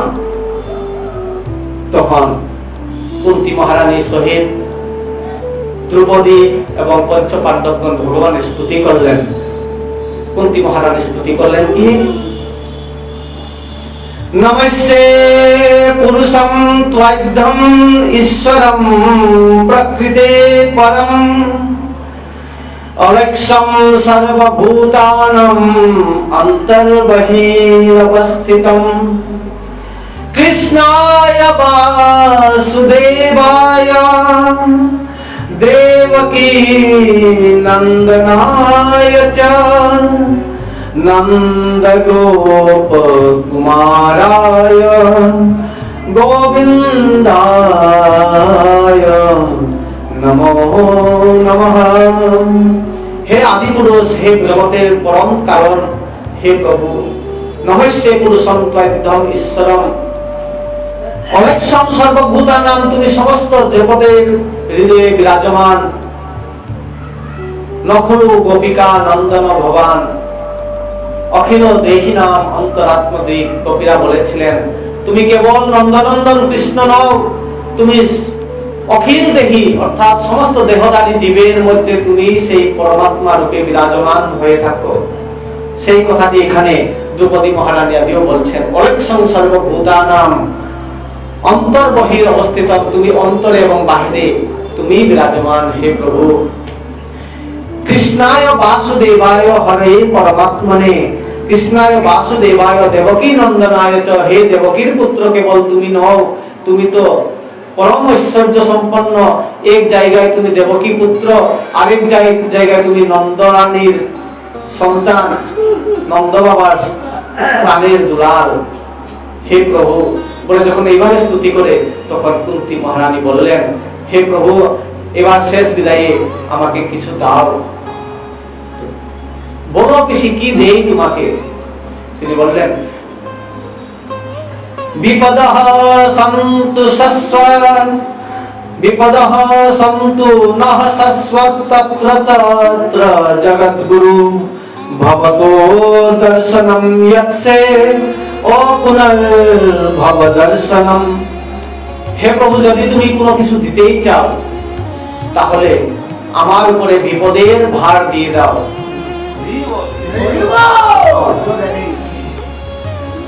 ভগবান বিস্মিত হলেন, কি চাই পিসি? পিসি নাকি পাগল হয়ে গেছে? এই কি চাওয়া হলো? জগতের লোক একটি কলার বিনিময়ে আমার কাছে লোন পাস করিয়ে দিতে চায়, মুকদ্দমা জয় করাতে চায় আমাকে তুষ্ট করে। আর এই পিসি নাকি বলছে আমার মাথার মধ্যে বিপদ দাও। হ্যাঁ পিসি, তোমার মাথা সব ঠিক আছে তো? তুমি এই কি চাইলে বলো? এই জিনিসটা তো তোমার আগের থেকে আছে, বলো তুমি কখন পাওনি এই সমস্ত জিনিস? কুমারী অবস্থায় তুমি তো পরম সতী সাধবী, সেই সময় বরদান পরীক্ষা করতে গিয়ে কলঙ্কের ভাগী হব বলে নিজের সন্তানটাকে জলে বিসর্জন দিতে হয়েছিল তোমার। সেই দুঃখটা কম ছিল? বলো কম ছিল? তা তো কম ছিল না, তাও তুমি সহ্য করে নিয়েছো। তারপরে তোমার বিবাহ হলো একজন রাজার সাথে, তার সাথে তোমার জীবনটা সুখে যাবে এমনটা ভাবনা করা হয়েছিল, কিন্তু সেই রাজাটাও জন্ম থেকে রুগ্ন, রোগাণু, কি পাণ্ডু রোগে আক্রান্ত, জন্ডিস রোগে আক্রান্ত, এমন রাজার সাথে তোমার বিবাহ হয়েছিল। আচ্ছা হয়েছে তো হয়েছে, জীবন ভালোই চলছিল। সেই সময়ে তিনি অভিশপ্ত হলেন। তিনি যখনই তার স্ত্রীকে স্পর্শ করবেন তৎক্ষণাৎ তার মৃত্যু হবে। সেই পূর্ণ যৌবন, সেই পূর্ণ সৌন্দর্যতা আপনার তখনই নিরর্থক হয়ে গেল। তখন কি সেই দুঃখটা আপনার কম পড়েছে? বলুন, আপনার সন্তানদেরকে বিষ খাওয়িয়ে মারার প্ররোচনা করলো, বিষ খাওয়ালো ভীমকে, সেই দুঃখটাও আপনার সহ্য করতে হয়েছে। তারপরে আপনাদেরকে জ্যোতির্গৃহে জ্বালানোর প্রচেষ্টা করা হলো, তা কম করেছে? তারপরে কি হয়েছে? আপনার গৃহবধূকে সমস্ত রাজসভার মধ্যে বস্ত্র টেনে তাকে উলঙ্গ করার চেষ্টা করছে, মানসা পোষণ করে দুর্যোধন এই সমস্ত কার্য করলো, তাও কম পড়ে গেছে। আরো চাই দুঃখ। এই কুন্দলনের পাগলামি বলো পিসি, চাও কি বলো? এই যে হস্তিনাপুর পেলে সমস্ত শশাগরা সম্পত্তি তোমার সন্তান অধিপতি হয়ে গেছে, এখানে দুঃখের অবকাশ নাই। তখন বলছে সেই সুখের আমার হৃদয়ের মধ্যে অবকাশ নাই। সুখ কে মাথে সিল পরে जो हरि हृदय से जाए, बलिहारी उस दुख की जो पल पल कृष्ण नाम रटाए। বলছেন ওই সুখের মাথার মধ্যে সিল পড়ে যাক, পাথরে দিয়ে চাপিয়ে রাখবো সেই সুখটাকে, সেই সুখে কি আসে যায়? যেই দুঃখ আমাদের হৃদয়ে আছে তৎক্ষণাৎ তোমাকে ডেকে পায়। তোমার নিজ ধাম দ্বারিকা ছেড়ে তুমি আজকে কত মাস যাবত আমার পাশে আছো। তোমার ওখানে ঐশ্বর্যের কমি নাই। 16,108টি রানী তোমার সেবায় সদা তৎপর থাকে। দাস দাসী সকল আনন্দ প্রমোদ সমস্ত কিছু ছেড়ে আমার পুত্রদের রক্ষার্থে, আমার জন্য, তোমার বোনের জন্য যে তুমি এখানে আসো, যত সময় দুঃখ ছিল বলেছিলে আমার সন্তানকে সম্রাট করে দিয়েছ, এবার সমস্ত ঐশ্বর্যের অধিপতি করে দেওয়াতে তুমি আমাদেরকে ছেড়ে চলে যাচ্ছ। প্রভু এমন সম্পত্তির প্রয়োজন নাই, এই চাইলেন তিনি। তখন ভগবানের কাছে তো এই বস্তু দুঃখ বলে বলা বস্তুটা তার কাছে নাই। তিনি বললেন, আর সেদিকে তার বোন সুভদ্রা দেবীও প্রার্থনা করছে, দাদা আরো কয়েকদিন থেকে যান। যখন বোনের মুখ থেকে সেই কথা শুনলেন, ঠিক আছে আরো কয়েকদিন থাকবো, আরো কয়েকদিন সেখানে তিনি থাকলেন। সেই সময় পঞ্চপাণ্ডবগণ বললেন, প্রভু ঠিকই করলেন আপনি, না হলে তো আমাদের আর বাঁচার কোনো পন্থা ছিল না। অপিয়দ্যনত্বং স্বকৃতে হিত প্রভু জিহাসসে সুহিত অনুজীবিনা ইয়েসাম নচ অন্যৎ ভবতো পদাম্বুজা পরায়ণম রাজস যোজিত হংসাম। বলছেন প্রভু এই যে রাজ্য শাসন যে করব, সমস্ত রাজাগণ আমাদের দ্রোহ করছে, এই রাজ্য চালানো যাবে না, আমি নিজেই রাজ্যটাকে চালানোর মতন অবস্থায় নাই। দেখুন এই যে বিধবা সাদা কাপড় পরে থাকা যুবতী যুবতী নারীগণ, এদের একমাত্র দায়ী আমি নিজেই। আমার মহত্বাকাঙ্ক্ষা যে আমি রাজ্য শাসন করব, হস্তিনাপুরে অধিকার করব, পাঁচালীর বদলা নেব, এই সমস্ত আমার মানসিকতা আজকে এই সমস্ত নারীদেরকে বিধবা হতে হয়েছে। তাই আপনি কিছুদিন আরো থাকুন। আর এইদিকে দুর্যোধন, এইদিকে যুধিষ্ঠির মহারাজ রাজ্য সিংহাসনে তো বসেছেন, কিন্তু রাজ্য পালন করতে পারছেন না। তার অন্তরে গ্লানি যে আমি সমস্ত কিছু শেষ করে দিলাম। তখন পরাশর ঋষি এসে তাকে বুঝালেন, মহারাজ তুমি যা করেছ ভালোই করেছ। সাক্ষাৎ ব্যাসদেব এসে বুঝালেন যে তোমার দ্বারা কোনো পাপ হয়নি। ভগবান নিজেই বুঝালেন যে তোমার দ্বারা কোনো পাপ হয়নি। তা সত্ত্বেও যুধিষ্ঠিরের মন আর মানে না। তিনি যেন আর এবার মনে হয় সন্ন্যাস নিয়ে নেবেন, এরকম অবস্থা। রাজ্য আর তিনি শাসন করতে পারছেন না দেখে এবার সুত গোস্বামী পাদ বলছেন, ইতি ভীত প্রজা দুহা সর্ব ধর্ম বিবিচ্ছয়া ততো বিনাশনম প্রাগব্যত দেবব্রত অপত। তখন একে বুঝানোর একমাত্র কাজটা কার হবে? ভীষ্মের দ্বারা সম্ভব হবে।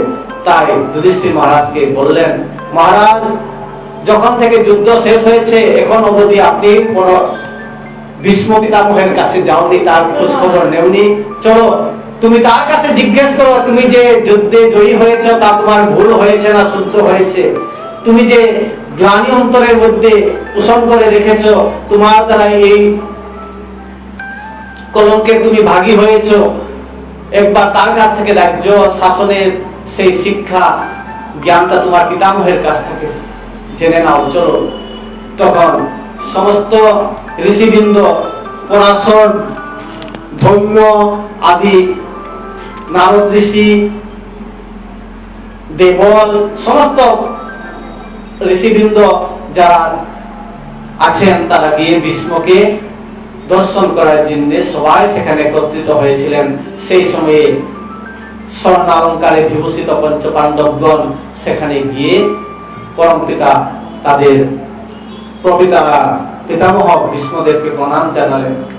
তাদেরকে দেখে পিতামহ ভীষ্ম অশ্রু বিসর্জন দিতে লাগলেন।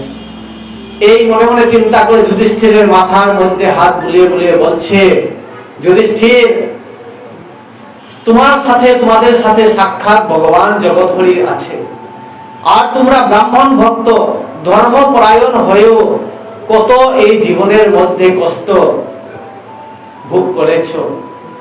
সাধারণ জগতের জীবের কি কথা, ধর্মের সাথে যুক্ত থেকেও তোমরা যে কষ্ট পেয়েছ তা কেবল ভগবানের লীলা মাত্র নিশ্চয়।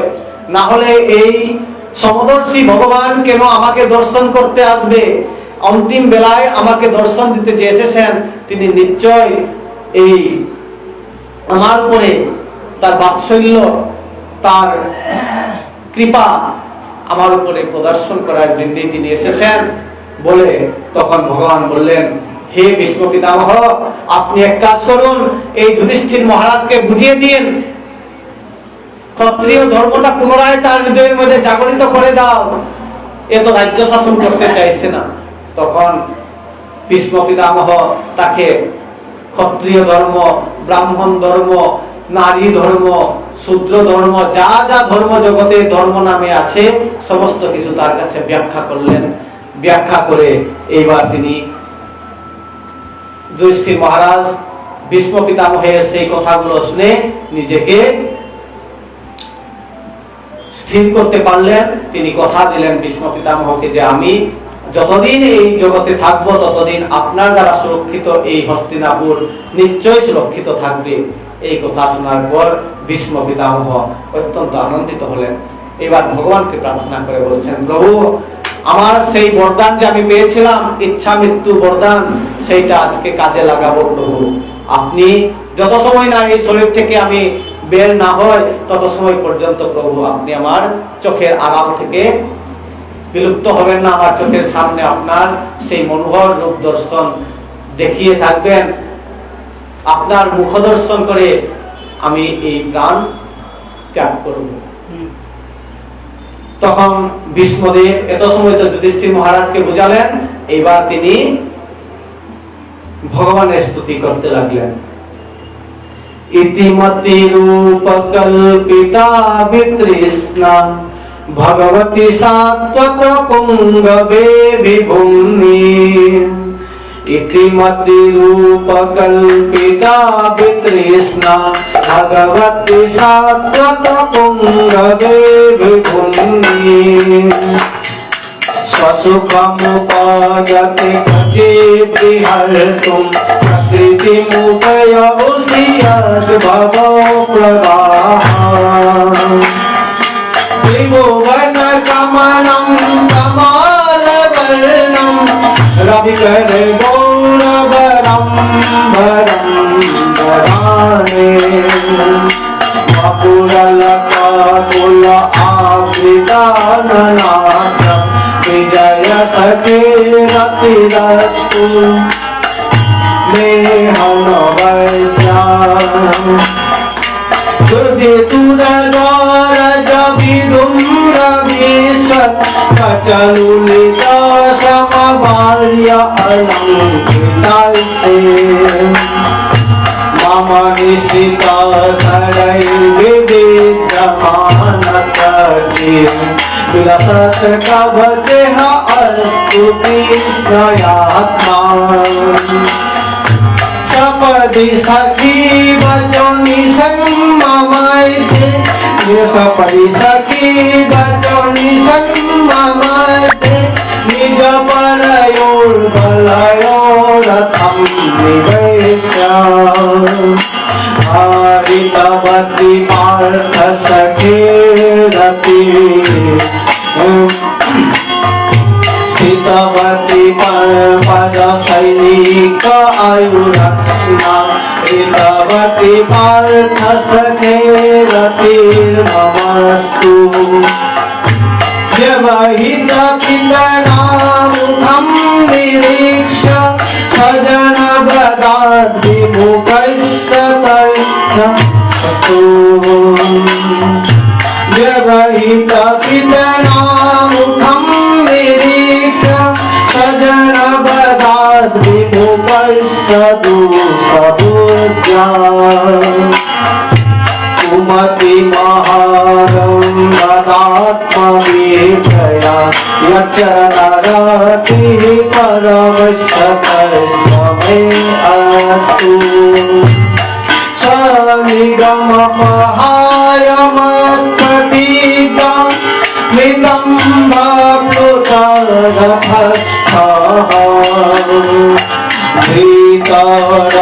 धृतरथचरण अचलद ऐभूयान्वरिवहन्तुम् इव गतपुत्तरीया।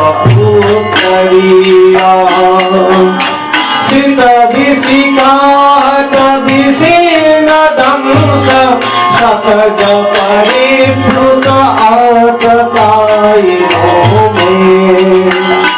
कसभमविशसारमद्गदार्थं भवतु मे भगवान् गतिर्मुकुन्द। महाविजय रथ कुटुम्ब आततोस्ते इत अयरश्मिमितश्रिये भगवती रतिरतु मुमुसर्जम् इह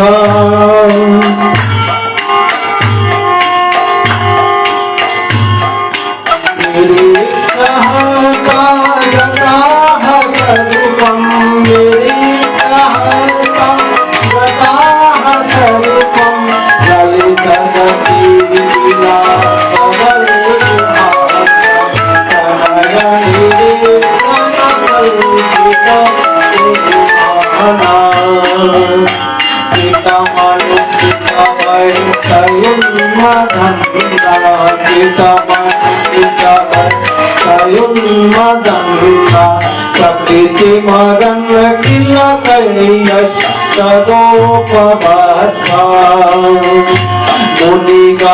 मुनिगणमिपवर्य संकुले हंस सदसि युधिष्ठिरराजसूयेषाम् अर्हनमुपवेदयेत्सनीय मम दृशि गोचरविरात्मा तमिमहम् अजं शरीरभारम् हृदि स्थितम् आत्मकल्पितानम् प्रतिदिशमेव नैकधाल्कम् एकं समधिगतो अस्मि विद्युतभेदमोह।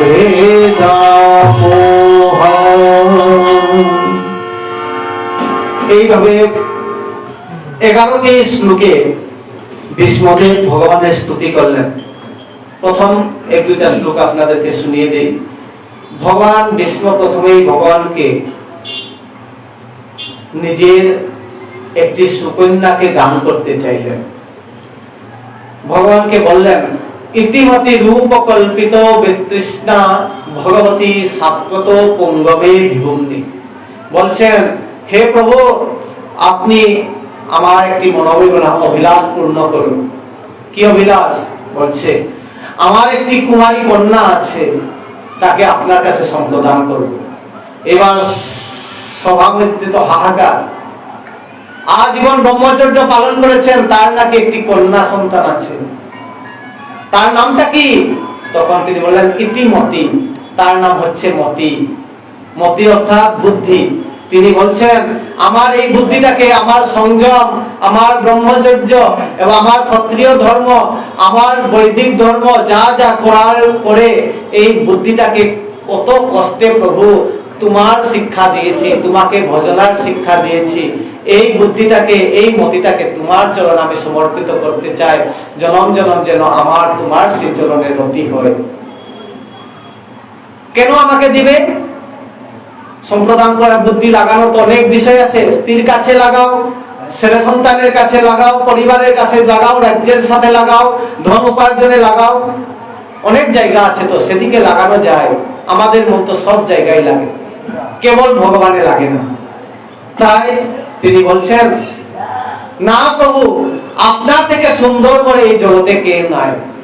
তাই তিনি বলছেন, ত্রিভুবন কমনম তমাল বর্ণম, তোমার মতন ত্রিভঙ্গ ললিত এই জগতে আর কে আছে বলো? ত্রিভুবন কমনম তমাল বর্ণম, তমাল বর্ণ তোমার শ্রীঅঙ্গ, তমাল বর্ণম রবিকর গৌরব রাম্বরম দধানে, বপুরন কপুর আবৃত নানাব্জম বিজয় সখে রতিরস্তু মেহন বিদ্যা। হে প্রভু, হে বিজয় সখা, হে পার্থ সখা, তোমার শ্রী চরণে যেন আমার রতিমতি গতি হোক। আর তুমি নিশ্চয় আমার বুদ্ধিটাকে ভালোভাবে রাখতে পারবে, কেননা আপনার মতন ভক্ত বৎসল এই জগতে কেউ নাই, যিনি নিজের প্রতিজ্ঞা ভঙ্গ করে ভক্তের প্রতিজ্ঞাকে রক্ষা করেছিলেন। যখন আমি কুরুক্ষেত্র যুদ্ধের মধ্যে প্রতিজ্ঞা করেছিলাম যে তোমাকে অস্ত্র ধারণ করে ছাড়বো, আর তুমি বলেছিলে আমি অস্ত্র ধারণ করব না এই যুদ্ধে, তুমি নিজের প্রতিজ্ঞাটাকে ভঙ্গ করেছিলে আর আমার প্রতিজ্ঞা রক্ষা করেছিলে। স্বনিগম অপহায় মত প্রতিজ্ঞা মৃতম অধিকর্তুম বক্লুত রথস্থ ধৃত রথ চলনাচলত অভ্যাত গুহরি বহন্তুম ইবগত উত্তরে। তুমি যখন রথ থেকে নেমে আমাকে মারার জন্য আমার শলাঘাতে যখন তোমার কবচ কুণ্ডল ছিন্ন বিচ্ছিন্ন হয়েছিল, অর্জুন আমি প্রাণী মেরতে চেয়েছিলাম, সেই সময় তুমি পঞ্চবান অর্জুনকে রক্ষার সূত্রে, তখন যুদ্ধে বিজয়ী করার সূত্রে তুমি ভাঙা রথের চাকাটাকে উঠিয়ে আমার দিকে যখন ধাবিত হচ্ছিলে আমাকে শেষ করার জন্য, তখন প্রভু তোমাকে দেখে আমি ভেবেছিলাম আমি ক্ষত্রিয় বর্ণে জন্ম নিয়েছি, এবার আমার প্রাণের মাধবকে সেই ক্ষত্রিয় রূপে আমার দিকে ধাবিত হতে দেখে আমি নিহাল হয়েছিলাম, ধন্যাতি ধন্য হয়েছিলাম। প্রভু তুমি নিজের প্রতিজ্ঞাটাকে ভুলে গিয়েছিলে। अपनामान तले टल जाए भक्त का मानना टलते देखा प्रबल प्रेम के पाले पर कर भक्त प्रेम के पाले पर कर प्रभु को नियम बदलते देखा। भगवान নিজের নিয়ম সে ভঙ্গ করলেন। যার সংকল্পে এই জগৎ চালিত হয় সেই প্রভু নিজের সংকল্প ছেড়ে দিয়েছিলেন। এমন বাৎসল্য প্রেম তোমার কাছে আছে, তুমি নিশ্চয় আমার মতিরূপী কন্যাটাকে সুন্দরভাবে রাখবে, তাই আমি তোমার সেই চরণে প্রভু তাকে সমর্পণ করলাম। এই বলে ভগবানের অনেক স্তুতি করলেন। আসুন তারপরে কৃষ্ণ প্রেম তরঙ্গিনী গ্রন্থে বলছেন, কুরুক্ষেত্র সরসজ্জা বিস্মের শয়নে নানা ধর্ম বুঝাইলা যুধিষ্ঠির স্থানে সাক্ষাতে দেখিয়া কৃষ্ণ হইল অনুরাগ কৃষ্ণে প্রাণ প্রবেশিয়া কইলা দেহত্যাগ। ভগবান শ্রীকৃষ্ণের সেই ত্রিভঙ্গ ললিত রূপটাকে দর্শন করে ভীষ্ম নিজ স্বরূপ প্রাপ্ত করলেন এবং ভগবানের সেবায় নিজেকে যুক্ত করে দিলেন। নিত্য লীলায় তিনি প্রবিষ্ট হয়ে উঠলেন। আচ্ছা বলুন, ইচ্ছা মৃত্যু বর আপনারা পেয়েছেন কিনা? পেয়েছেন? পেয়েছেন? আপনি পেয়েছেন প্রভু? কেউ পান নাই? প্রভু আপনি পেয়েছেন কিনা? আপনি পেয়েছেন কিনা বলুন? পাননি। এখানে শ্রোতামণ্ডলী কেউ পায়নি এই বরটা? হ্যাঁ জানি না, আমরা তো, আমার তো মনে হয় না পেয়েছেন। আমি বলবো কি, আমরা সবাই সেই ইচ্ছা মৃত্যু বর পেয়েছি। কিভাবে? আমাদেরকে তো কেউ এই বরদান দেই নাই যে তুমি ইচ্ছা মৃত্যু করতে পারবে। দেখুন ইচ্ছা মৃত্যু শব্দের অর্থটা কি। আমরা দেখে এসেছি আমাদের ঠাকুরদাম মরে যাওয়ার সময় তার ইচ্ছা প্রকট করেছিলেন যেন সিলেটে বিবাহ দেওয়া সেই তার কন্যাটাকে একবার দর্শন করবে। এই হচ্ছে তার মৃত্যুর ইচ্ছা। আরেকজন বলছে কি, আমার ছেলেটা আর্মিতে চাকরি পেয়েছে, ওকে শেষবারের মধ্যে একবার দেখবার ইচ্ছা। এই হচ্ছে মৃত্যুর ইচ্ছা আমাদের। কেউ কেউ যারা ভালো মন্দ খেতে চায় তারা বলবে কি, অনেক দিন হয়েছে এবার শস্যাশায়ী হয়েছে, এই সমস্ত খাওয়া দাওয়া সব ভালো লাগে না। একবার যদি চিতল মাছের ঝোল দিয়ে যদি এক গ্লাসও যদি পেতাম তাহলে শরীরটা একটু ভালো হতো। এই হচ্ছে মৃত্যুর এক ইচ্ছা। তো এই সমস্ত ইচ্ছাগুলো হচ্ছে মৃত্যুর শেষ ইচ্ছা আমাদের। কেউ তো ইচ্ছা করছে না যে মৃত্যুর সময় আমি গোবিন্দকে দর্শন করে যাওয়ার ইচ্ছা আছে, নাই বলে আমরা বলি আমরা সেই বরদানকে প্রাপ্ত হই না।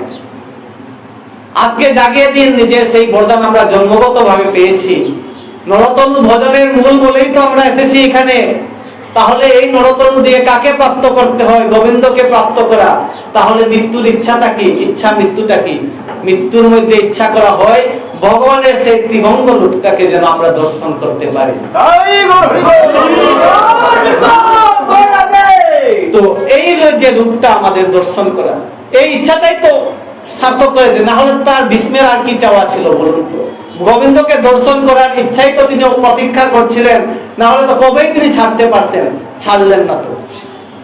আমরা ভাবি যে কোনো সময় আমাদের মৃত্যু হতে পারে, অকস্মাৎ হতে পারে। তাই তো বলেছেন সম্পদ নারায়ণ স্মৃতি, বিপদ বিস্মরণম বিষ্ণু। ভগবানকে ভুলে যাওয়াটাই হচ্ছে বিপদ। যারা বৈষ্ণব অহরহ ভগবানের ধ্যানে চিন্তায় মগ্ন থাকে তাদের মৃত্যু স্পর্শ করতে পারে না। যখনই হরিনাম ছাড়বো, ভগবানের চিন্তা ছাড়বো, তখন মৃত্যু আমাদের আক্রান্ত করবে। তাই মৃত্যুর সময়ে ভগবানকে দর্শন করার ইচ্ছাটাই হচ্ছে ইচ্ছা মৃত্যু বরদান। আজকে সবাই এই বরদান পেয়ে নিলেন ভাগবত থেকে। চিন্তা রাখবেন যে যখন শরীর ছাড়ার বেলা আসবে তখন ভগবানকে প্রতিদিন প্রার্থনা করবেন, প্রভু ইतना तो करना स्वामी जब प्राण तन से निकले, गोविंद नाम ले लेकर तब प्राण तन से निकले। श्री गंगा जी का तट हो, यमुना का बंसी बट हो। श्री गंगा जी का तट हो, यमुना का बंसी बट हो। मेरा सावरा निकट हो, तब प्राण तन से निकले। श्री वृंदावन का स्थल हो, मेरे मुख में तुलसी दल हो। विष्णु चरण का जल हो, तब प्राण तन से निकले। मेरा सावरा निकट हो, मुरली का स्वर भरा हो। तिरछा चरण धरा हो, तब प्राण तन से निकले। सिर सुहाना मुकुट हो, मुखरे पे काली लट हो। यही ध्यान मेरे घट हो, जब प्राण तन से निकले।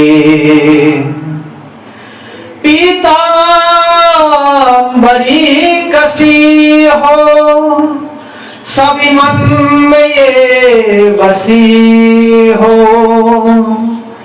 पीतांबरी कसी हो, सभी मन में ये बसी हो। होठों पे कुछ हंसी हो, मैं तब प्राण तन से निकले।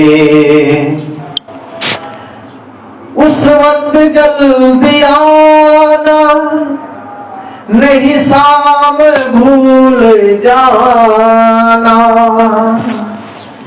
उस वक्त जल्दी आना, नहीं शाम भूल जाना।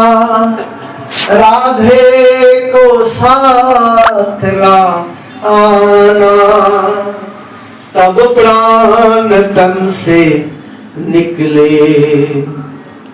जब कंठ प्राण आए, कोई रोग ना सताए। यम दरस ना दिखाए, तब प्राण तन से निकले। এইভাবে প্রার্থনা যেন আমরা যদি ভগবানকে করি যে জনম জনম যেন আমরা গোবিন্দের সেই ত্রিভঙ্গ ললিত রূপ দর্শন করে যেন এই শরীরটাকে ছাড়ি। এটা কবে হবে? যখন ধ্যান অবস্থায় ভগবানের সেই দিব্য মূর্তি, সেই রূপটাকে আমরা ধ্যানের মধ্যে আনবো। এই অভ্যাস করতে হবে।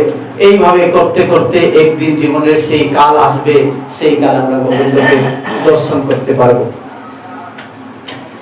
তারপরে এইভাবে ভীষ্ম পিতামহ ভগবানের সেই যুগল সেবায় যুক্ত হয়ে গেলেন। বলে ভীষ্ম প্রয়াণ কি। তারপরে দ্বারকা বিজয় তবে কইলা নারায়ণ, ভাইগণ সঙ্গে রাজ্যা রাজা সত্য রাজ্য কলে, পরীক্ষিত জন্ম হইল শুভকালে। এইভাবে ভগবান দ্বারিকায় প্রস্থান করলেন। দ্বারিকার মধ্যে ভগবান শ্রীকৃষ্ণকে দুন্দুভি বাদন আদি করে অভ্যর্থনা করলেন। দ্বারিকাবাসীগণ ভগবান প্রথমে গিয়ে তার সপ্তমাতাকে প্রণাম করলেন, তারপরে নিজ পটরানীদের সাথে মিললেন, আলিঙ্গন দিলেন, প্রেম আদি যা প্রজাদেরকে দেওয়ার সমস্ত কিছু তিনি সেখানে সম্ভাষণ করলেন। তারপরে পরীক্ষিত মহারাজ যথাসময়ে জন্মগ্রহণ করলেন। পরীক্ষিত মহারাজের জন্মে ভগবান সেই দিব্য যে রূপটা তিনি দর্শন করেছিলেন, এই জগতে এসেও তিনি সেই রূপটাকে দর্শন করছিলেন, খুঁজছিলেন। তার মতন সেই যাকে তিনি মাতৃগর্ভে দর্শন করেছিলেন, তাকে দেখতে না পেয়ে তিনি চোখ বন্ধ করে দিলেন। তারপরে ব্রাহ্মণগণ তার ভাগ্য আদি দর্শন করে কেউ বলতে লাগলেন, ইক্ষাকুর নাই ইনি প্রজাবৎসল হবেন, রামচন্দ্রের ন্যায় ইনি প্রজাপালক হবেন বলে বিভিন্ন প্রকারের ভবিষ্যৎ বাণী করলেন। তারপরে তীর্থযাত্রা থেকে বিদুর মহারাজ ঘরে আসলেন। হস্তিনাপুরে আসাতে হস্তিনাপুর বাসীগণ বিদুর মহারাজের কে আলিঙ্গন করলেন, তাকে আপ্যায়ন করলেন, করে তার কুশল বার্তা জিজ্ঞেস করলেন। পঞ্চপাণ্ডব তার চরম ভৌত করলেন, খুব সেবা দিলেন। এবার তিনি রাত্রিবেলা তার বড় ভাইয়ের সাথে দেখা করার জন্য গেলেন।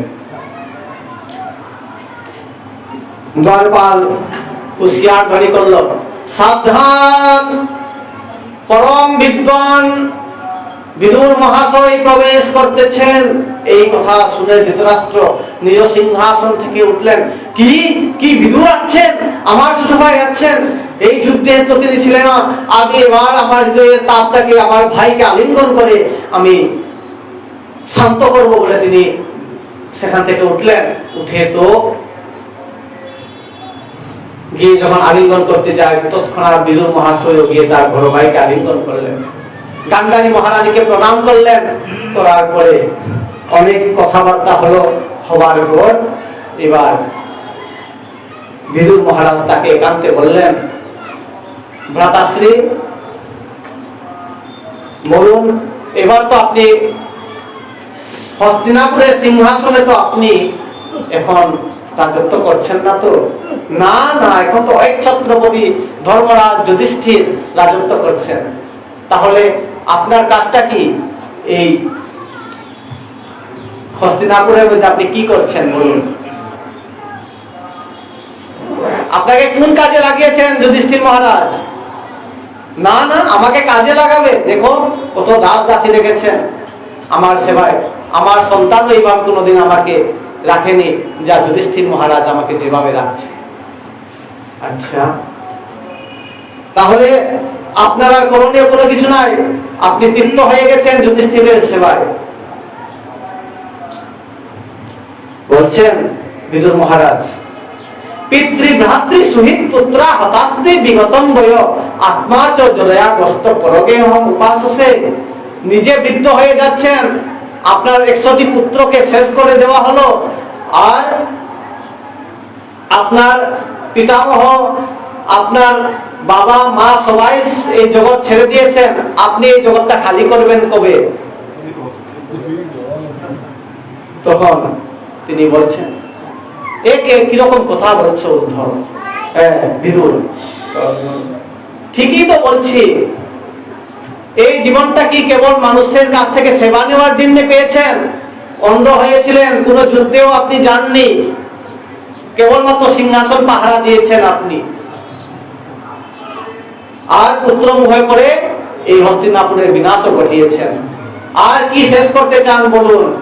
আর কোন অভিলাষ আপনার বাকি রয়েছে? এই দেহটা কি কেবল এই সমস্ত কিছু ভোগ করার জন্য পেয়েছেন? গোবিন্দ ভজন কবে করবেন বলুন?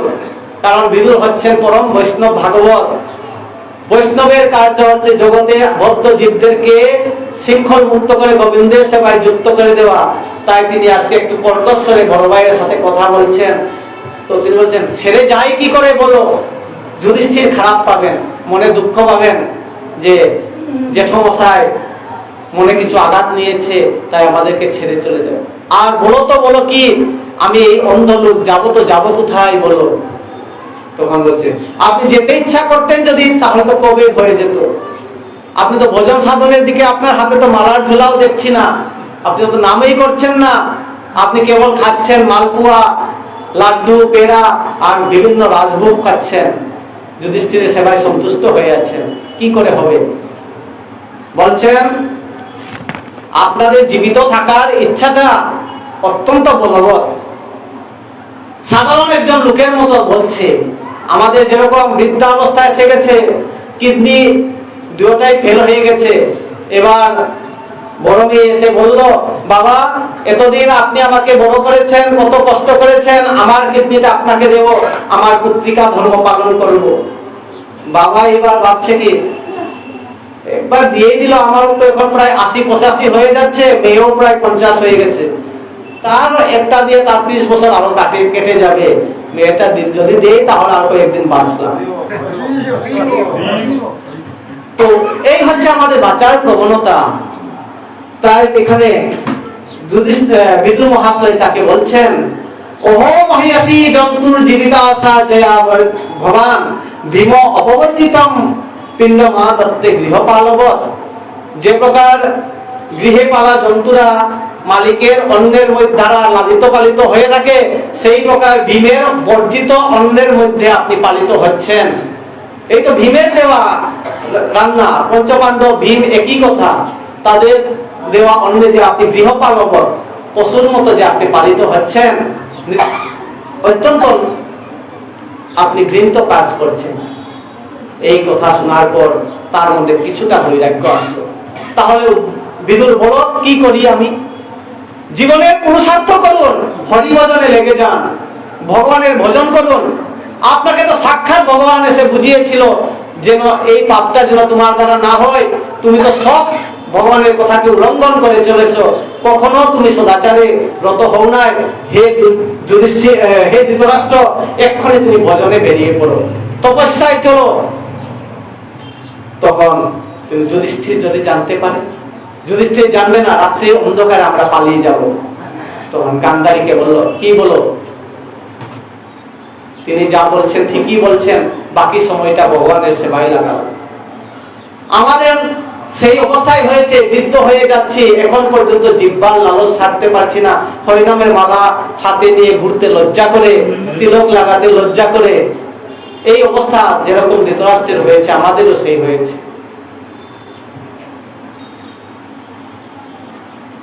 তারপরে নারদ মহাশয় তাকে বদরিকা ধামের ওই দিক থেকে নিয়ে সপ্তস্রোত, যেখানে এখনো আছে সেই সপ্তস্রোত, সেখানে 7টি ধারায় জল প্রবাহিত হয়, সেখানে তাকে নিয়ে গেলেন। আর এইদিকে সকাল হওয়ার পর ধৃতরাষ্ট্রকে দর্শন করার জন্য, প্রণাম দেওয়ার জন্য যুধিষ্ঠির মহারাজ যখন গেলেন, তখন রাজপ্রাসাদটা খালি, কেউ নাই। হাহাকার করে আর্তনাদ করে জিজ্ঞেস করছেন, জেঠমশাই কোথায় কোথায় কোথায়? তখন চিৎকার করে কাঁদতে লাগলেন, এখন পর্যন্ত আমি ভালো রকম ক্ষমা ভিক্ষা চাইতে পারলাম না জেঠমশাইয়ের কাছে। তার প্রাণের 100টি সন্তানকে নিহত করে শেষ করেছিলাম, সেই দুঃখে আজকে জেঠমশাই আমাদেরকে ছেড়ে চলে গেছেন। কি দুর্ভাগা আমি, বলে তো যুধিষ্ঠির মহারাজ আর্তনাদ করে যখন কাঁদতে লাগলো। তথা সেই সময়ে অথ আজবাম ভগবান নারদ সহতম্বুরহ, তখন সেই আর্তনাদের ক্রন্দন স্বরে যখন রাজপ্রাসাদ ধ্বনিত হচ্ছিল, সেই সময়ে দেবর্ষি নারদ তুঙ্গুর হাতে দিয়ে শ্রীমন্নারায়ণ নারায়ণ বলে সেখানে আসলেন। তারপর নারদ মুনি আসার কথাকে প্রণাম করে বলছেন, হে দেবর্ষি, খুব উচিত সময়ে আপনি এসেছেন, বলুন আমার জেঠমশাই কোথায়? আপনি তো ত্রিভুবন ঘুরে বেড়ান, আমার জেঠমশাইকে দেখেছেন? তখন তিনি বললেন, কতদিন বাদে রাখবে তাকে? সেই তো আসল পরমাত্ম ব্যক্তি, যিনি নিজের আত্মীয় স্বজনদেরকে ভগবানের সেবায় যুক্ত করে। তোমার জেঠমশাইকে তুমি কতদিন ভগবানের সেবায় প্ররোচিত করেছিলে? তোমার কুলের মধ্যে পরম ভাগবত বৈষ্ণব বিদুর মহাশয় এসেছিল, তুমি ভুলে গেছো? যিনি জগতে কৃষ্ণ ভক্তি প্রচার করতে তৎপর, সেই ব্যক্তি এসেছেন, তিনি বৈরাগ্যের পাঠ পড়িয়ে দিয়েছেন, তাদেরকে নিয়ে তিনি সপ্তসুতে গেছেন। তোমার আবার চিন্তা কিসের? এই জগতে মেলামেশা হয়ে থাকে, একদিন বিচ্ছেদ হবেই হবে। যতদিন আনন্দে আসি, আবার দুঃখ কোন সময় আসবে কেউ বলতে পারে না। যথা ক্রীড় উপসংস্কারানাম সংযুগ বিরমাপিহ ইচ্ছয়া ক্রীড়তু সেতাম তথা এই বসচ্চয়নের নাম। যে প্রকার পুতুল নাচের যে মানুষটি পুতুল খেলা দেখায়, তার ইচ্ছায় সেই পুতুলটি তার বিভিন্ন অবয়ব প্রদান করে, তার হাব ভাব দেখায়, সেই প্রকার ভগবানের ইচ্ছায় জীব এই জগতে এসে নিজেকে এই জগতের বলে মনে করে, কিন্তু একদিন যখন তার খেলা শেষ করে দেই, তখন তিনি তার সমস্ত কিছু গুটিয়ে তার গন্তব্যের দিকে তাকে নিয়ে যায়। সেই প্রকার এই জগতে আসা যাওয়া সংযোগ বিয়োগ হয়ে থাকে। তুমি চিন্তা করবে না, তোমার জেঠমশাই পরম গতি হবে। তিনি ওই সপ্তসুতে গেছেন তার স্ত্রীকে নিয়ে, সেখানে তপস্যা করবেন। তপস্যা করে সেখানে তার পর্ণকুটিরের মধ্যে আগুন ধরবে, আগুনে তিনি তার শরীরটাকে ত্যাগ করবেন। পতিকে সেই পর্ণকুটিরে জ্বলতে দেখে পরম সতী গান্ধারী দেবী সেই আগুনের মধ্যে নিজেকে প্রবিষ্ট করবেন এবং তিনিও পরম সতী হয়ে যাবেন বলে ভবিষ্যৎবাণী করে দিলেন। তারপর পরীক্ষিত মহারাজ জানতে পারলেন যে তারপরে ভগবান কৃষ্ণের খবর নেওয়ার জন্য যুধিষ্ঠির মহারাজ অর্জুনকে পাঠিয়েছিলেন দ্বারিকায়। এবার দ্বারিকায় গিয়ে তিনি জানতে পারলেন যে ভগবান সদাম গমন করেছেন এবং সেখানে যদুকুল ধ্বংস হয়ে প্রায় গিয়েছে, 4-5 জন মাত্র অবশেষ রয়েছেন। তারপরে এদিকে অশুভ লক্ষণগুলো দেখে যুধিষ্ঠির মহারাজ শঙ্কিত হলেন। এমন সময়ে 1-2 মাস পরে যখন অর্জুন আসলো, তখন তিনি জানতে পারলেন যে ভগবান সদাম গমন করেছেন। তখন তিনি কি করলেন? তৎক্ষণাৎ কাউকে কোনো কিছু না বলে পরীক্ষিত মহারাজকে রাজ্যাভিষেক করে দিলেন, আর নিজে সাদা বস্ত্র পরিধান করে স্বর্গারোহণের দিকে অভিমুখী হলেন। তখন বড় ভাইকে স্বর্গাভিমুখ দেখে ভীম, অর্জুন, নকুল, সহদেব তারাও বড় ভাইয়ের পশ্চাৎ ভ্রমণ করতে দেখে পরম সতী দ্রৌপদী মহারানী তাদের সঙ্গে চললেন। কেউ কাউকে কিছু বলছেন না। যুধিষ্ঠির যেদিকে যাচ্ছে সেদিকে, ধর্ম যেদিকে যাচ্ছে সেদিকে সবাই তার দিকে চলে যাচ্ছে। এইভাবে পরীক্ষিত মহারাজ তাদের পূর্বপুরুষদের নিয়ে রাজ্য পালন করতে লাগলেন। তারপরে পরীক্ষিত মহারাজ জানতে পারলেন যে ভগবান অন্তর্ধান হওয়ার সাথে সাথেই কলিযুগের প্রবেশ হয়েছে। তাই তিনি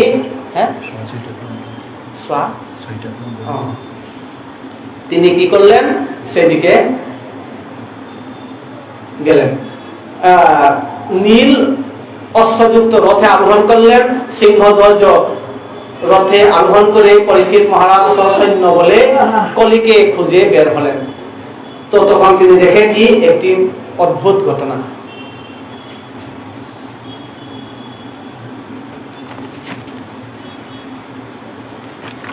যে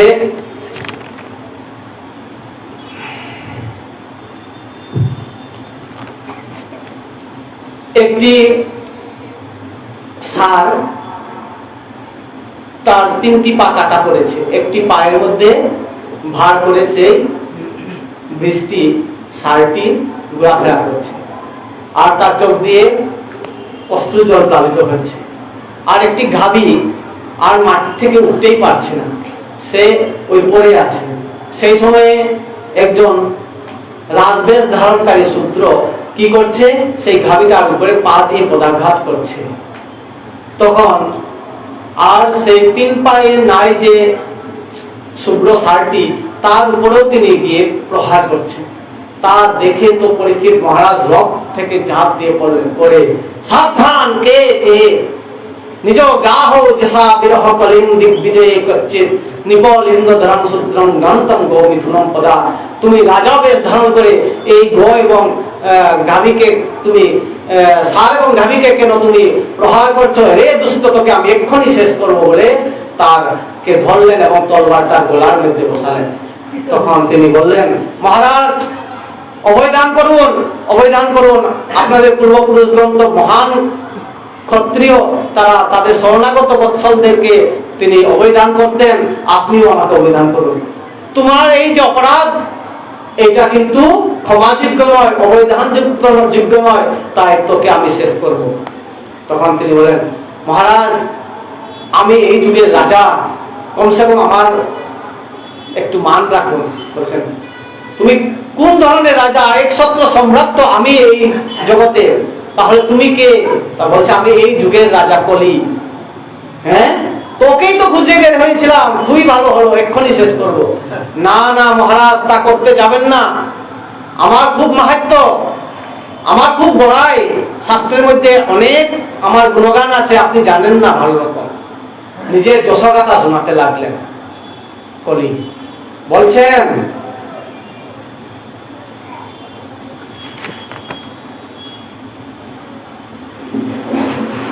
আমার মধ্যে বিশেষ গুণ আছে। কি গুণ? বলছেন, আমার কলিযুগে কেউ যদি মনে মনে পাপ করে, তাহলে সেই পাপ তাকে ভোগ করতে হয় না। আর কি আছে? বলছে, অন্যান্য যুগে ভগবানকে যে ভজন করে পাওয়া যেত না, কলিযুগকে কেবলমাত্র তার নাম জপ করলে তাকে পাওয়া যায়। এই কথা শোনার পর তার একটু ক্রোধটা প্রশমিত হলো। পরীক্ষিত মহারাজ কি কথা বলছে? আর কি আছে? আর কি আছে মানে দেখবেন ভবিষ্যতে একটি রচনা হবে, সেখানে লেখা থাকবে কি, কলিকার এক পুনিত প্রতাপা মানস পুণ্য হয়ে নেহি পাপা। আর বলছেন কি, कलयुग केवल नाम आधारा सुमिरी सुमिरी ना उतर ही पारा। দেখুন আগের থেকে তিনি যে গ্রন্থে লেখা হবে সেই কথাগুলো কলি মহারাজ বলছেন, তার গুণের কথা বলছেন। আমার যুগে জীবের যত নিস্তার আছে, অন্যান্য যুগে তেমনি জীবের নিস্তার নাই। আর সেই কথা পরীক্ষিত মহারাজের অন্তরে লেগে গেল। তিনি বলছেন, এই কথা কিন্তু একটা চিন্তার বিষয়। বলো কি করে হয়েছে তোমার, এই একটু বিস্তারিত বলো। তখন তরবারটা তার ময়ানের মধ্যে ধরল। বলছে, শোনাও আর কি কি গুণ আছে। তখন তিনি চৈতন্য চৈতামৃত থেকে বলছেন, কলিরূপে নাম রূপে কৃষ্ণই অবতার, আর নাম হইতে হয় সর্বজগত নিস্তার। বলছেন কলিযুগে নাম রূপে ভগবান অবতীর্ণ হবেন, আর সেই নামে বন্যায় প্লাবিত হয়ে কত পাতকী জীব ভগবত ধামে ফিরে যাবে। বলো কোন সত্যযুগে পেয়েছো? এই সত্যযুগে মানুষ হাজার হাজার বছর তপস্যা করে ভগবানকে পেত না। কিতে অধ্যায়তে বিষ্ণু ত্রেতায়াম যজতে মখয়। আর ত্রেতা যুগে যজ্ঞের দ্বারা ভগবান যজ্ঞপতি ভগবানকে সন্তুষ্ট করা হতো। এক এক যজ্ঞ এক এক বছরের উপরে যেত, আর যে যে বস্তুগুলো উপাদানগুলো লাগতো জুটাতে পারতো না। যে জুটাতে পেরেছে, কেউ যজ্ঞপতিকে প্রসন্ন করতে পেরেছে। বলো কি করে ভগবত প্রাপ্তি হতো জীবের? কৃতে অধ্যায়তে বিষ্ণু ত্রেতায়াম যজতে মখয়। দ্বাপরে পরিচর্যায়াম, পঞ্চরাত্রিক উপাসনার দ্বারা দ্বাপর যুগে ভগবান বিষ্ণুর অর্জন করা হতো। তাও কেবল যারা অধিকারী ব্যক্তিগণ করতে পারত। আর কলিযুগে কেবল কেশব কীর্তন, আর ভগবানের নাম কীর্তন, ভগবানের কথা কীর্তন, ভগবানের নাম জপ, এই সবের মাধ্যমে ভগবানকে প্রাপ্তি করা যায়। এই সুবর্ণ সুযোগ জীবদেরকে আপনি আমাকে মেরে হারাতে চাইছেন। তখন ভগবান পরীক্ষিত মহারাজ ভাবলেন, এ তো ভালো গুণ, তথাপি আমি তোকে ছাড়তে পারছি না, কারণ সাক্ষাৎ ধর্মরূপী তুমি বৃষটাকে যে অত্যাচার করেছো, আর এই ভূদেবী তোমার দ্বারাই দাবিত হয়ে আছে যে তিনি নিজেকে মাথা উঠাতে পারছে না, তার উপরে তুমি প্রহার করে রয়েছে। যখনই এই ভূদেবী থাকবে না, ধর্ম থাকবে না, তাহলে ধর্ম করবে কি, রূপ পাবে কোথায়, উদ্ধার গতি পাবে কোথায়? তাই তোমাকে তো অনায়াসেই মরতে হবে। তখন বললেন, না প্রভু, আমার এই দুইটি বিশেষ গুণের জন্য আপনি ছেড়ে দিন না। তখন কলি মহারাজ বললেন, ঠিক আছে, এই সব স্থান আমার গুণটাও যদি তোমার ভালো না লাগে, তাহলে কমসে কম তোমার পূর্বপুরুষদের সেই ঐতিহ্যের কথা স্মরণ করে আমাকে একদম নিন্দনীয় কিছু স্থান যা তুমি মনে করো সেইখানে আমাকে স্থান দাও। তখন তিনি বললেন, ঠিক আছে, তোমাকে দিচ্ছি 4টি স্থান। অভ্যর্থিত তদা তস্মৈ স্থানানি কলয়ে দদৌ দ্রুতং পানম স্ত্রিয়স্না ইয়ত্র অধর্ম চতুর্বিধ। যেখানে অধর্ম থাকে সেখানে তুমি বাস করবে। 4টি স্থান দিলেন। কি কি?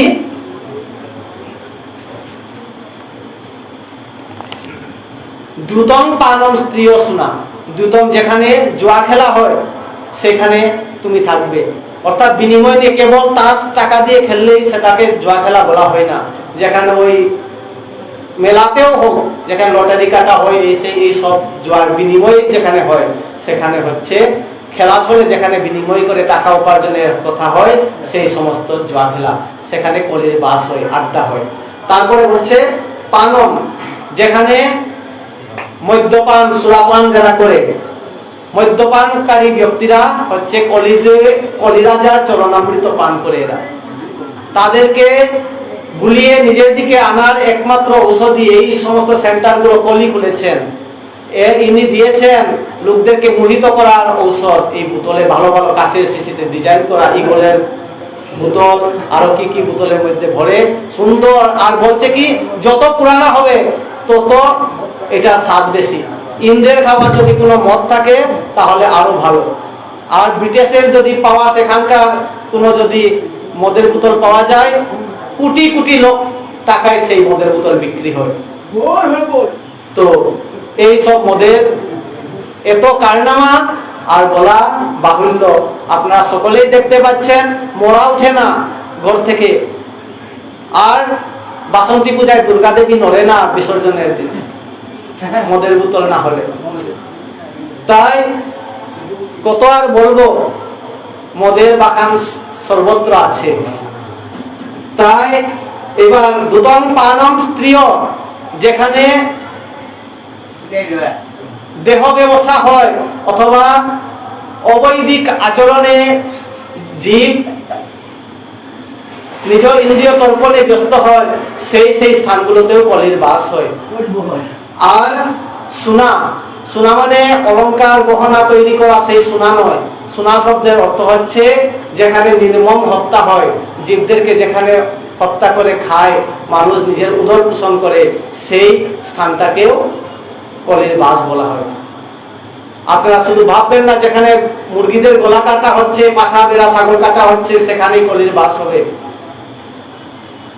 নিজেদের ঘরে ঘরে খুলে রেখেছেন, কোথায়? নিজের পাকঘরের মধ্যেও মাংস রান্না হয়, মাছ রান্না করে যারা, সেই স্থানগুলো কলির আড্ডা হয়। এখানে সবাই বৈষ্ণব না, কেউ কেউ খাওয়া লোক আছে, আমাকে খারাপ পাবেন না তো? হ্যাঁ, খান মাতাজি, আপনারা খান নাকি? খান, আপনি খান না? ওই মাতাজি আপনি খান, মাছ মাংস খান, আপনি খান। এখানে কেউ খান না?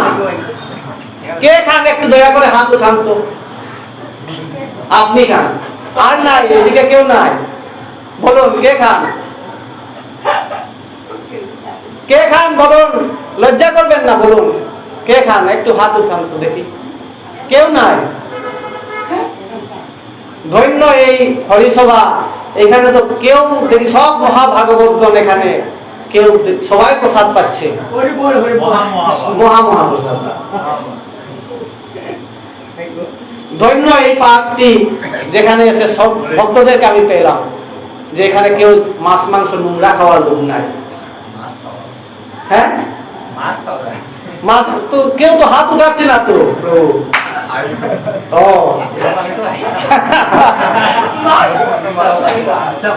আচ্ছা খালিঘাটও গেছে এই যে রাস্তা দেখি এক বড়ের মধ্যে মানুষ গেছে আমি রাত করছি মেয়ে লোক আছে পুরুষ লোক আছে বয়স্ক আছে আলগুলা সেখানে হঠাৎ গিয়ে বসছে কিতা দেখানো খালিঘাট দেখানো আচ্ছা আচ্ছা, ও তো মা তারার কাছে তারা মাছের মাথা দিয়ে তৈরি তরকারি সব বর্ষার জায়গা এরা গিয়া ও করে তো, এটা তামসিক গিয়া গিয়া বসছি যে তামসিক পূজা। ওই তো দেখছি ক্যান্ডিডেট জন ও গিয়ালে ও ওটার মধ্যে পূজা করে। যারা যারা মাছ মাংস খান তারা ভালোভাবে বুঝে নিন, আপনারা জীবনের শেষ করে নিতে যাচ্ছেন। জিহ্বার লালসে আপনারা জীবনের পরমার্থ শেষ করতে যাচ্ছেন। আজকের এই কথা শুনে আপনারা দৃঢ় সংকল্প হয়ে যান যে আমরা কলির আওতায় থাকবো না। কলির আওতায় থাকলে কি পাবেন জানেন? এই মাছ খেয়ে শরীর পুষ্ট হবে, এই মাছের দ্বারা আপনাদের শরীরের মেদ মজ্জা বীর্য বৃদ্ধি হবে, তার থেকে তা দিয়ে কেবলমাত্র ভোগবিলাস কিছু সময়ের জন্য করতে পারবেন। বৃদ্ধাবস্থা একদিন আসবে, মৃত্যু আসবে একদিন, সেই মৃত্যুর সময়ে কলি আপনাকে রক্ষা করবে না। বরং সেই কলির গ্রস্ত হয়ে থাকার কারণে আপনারা 84 লক্ষ জন্মবার আপনারা জন্মে আবর্তনশীল হবেন, আর তার পূর্বে নরকের মধ্যে ভীষণ যন্ত্রণা ভোগ করবেন। তাই এখনো সময় আছে, যারা যারা মাছ মাংস খান সব এখান থেকে গিয়ে সইগুলো ফেলে দেবেন, খাবেন না। খাবেন কি বলুন? না কেবল নিমন্ত্রণ রক্ষায় এসেছেন এখানে? আজকের থেকে দৃঢ় সংকল্প হয়ে যান, কলির আওতায় থাকবেন না, কৃষ্ণের আওতায় থাকুন, ধর্মের আওতায় থাকুন। বলছেন দূতং পানম স্ত্রীয় শোনা যত্র অধর্ম, যত্র মানে যেখানে, অধর্ম যত্র অধর্ম চতুর্বিধ, 4 প্রকার অধর্ম যেখানে থাকে সেখানে আপনারা বাস করছেন।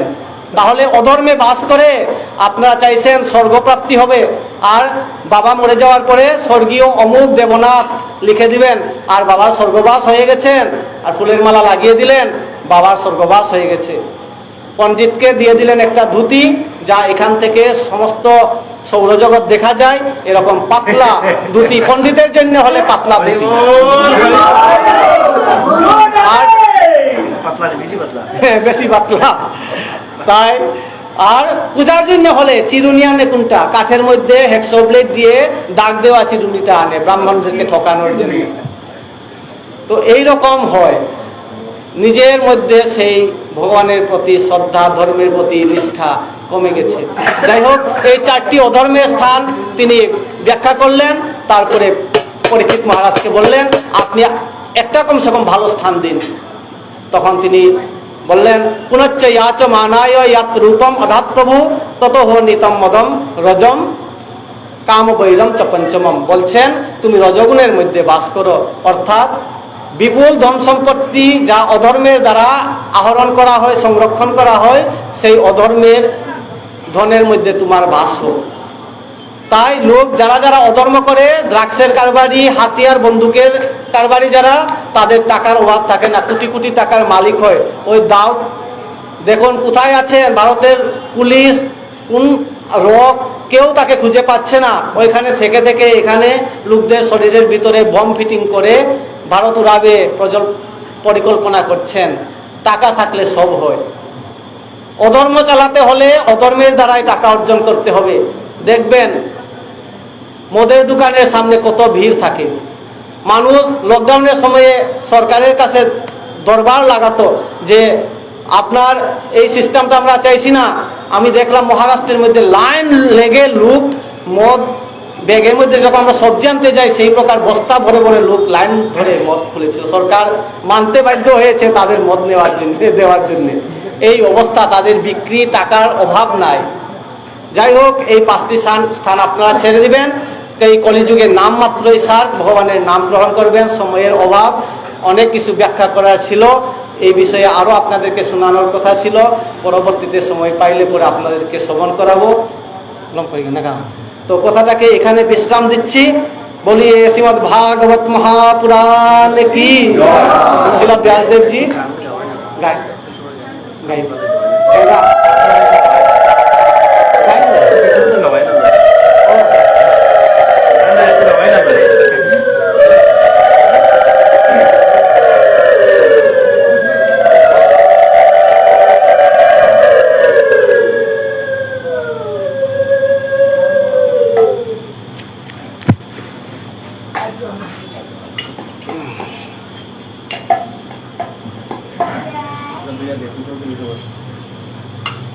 নিতা অকারণ নাই মনে হয় না এটা না নিতাই গুণমণি আমার নিতাই গুণমণি আনিয়া প্রেমের বন্যা বাসাইল অবনী নিতাই গুণমণি আমার নিতাই গুণমণি নিতাই গুণমণি আমার নিতাই গুণমণি আনিয়া প্রেমের বন্যা বাসাইল অবনী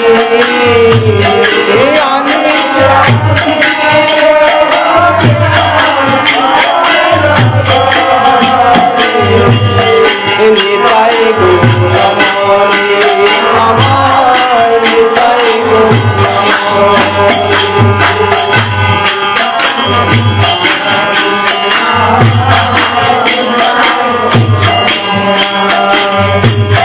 ডুবিল বকত গণ দিনহীন বাসে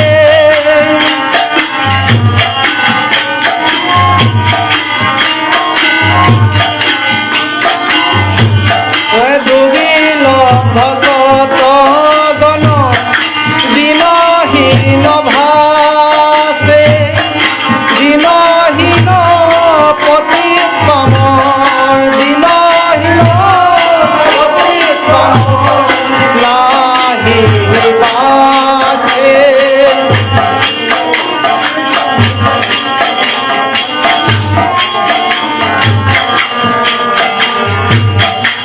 তোমার দুর্লভ প্রেম সবাকার যাতে তোমার দুর্লভ প্রেম সবাকার যাতে দিনহীন পতি পাম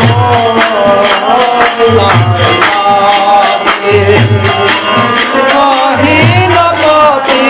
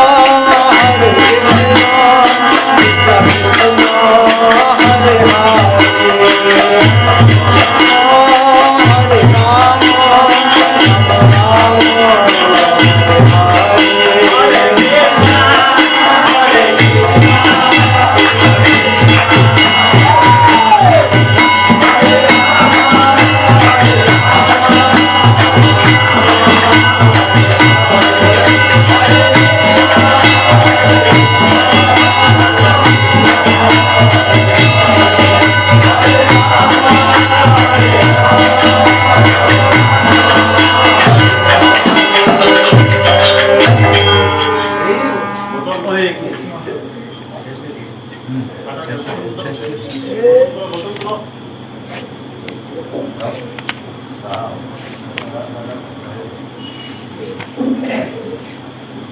জয় জয় রাম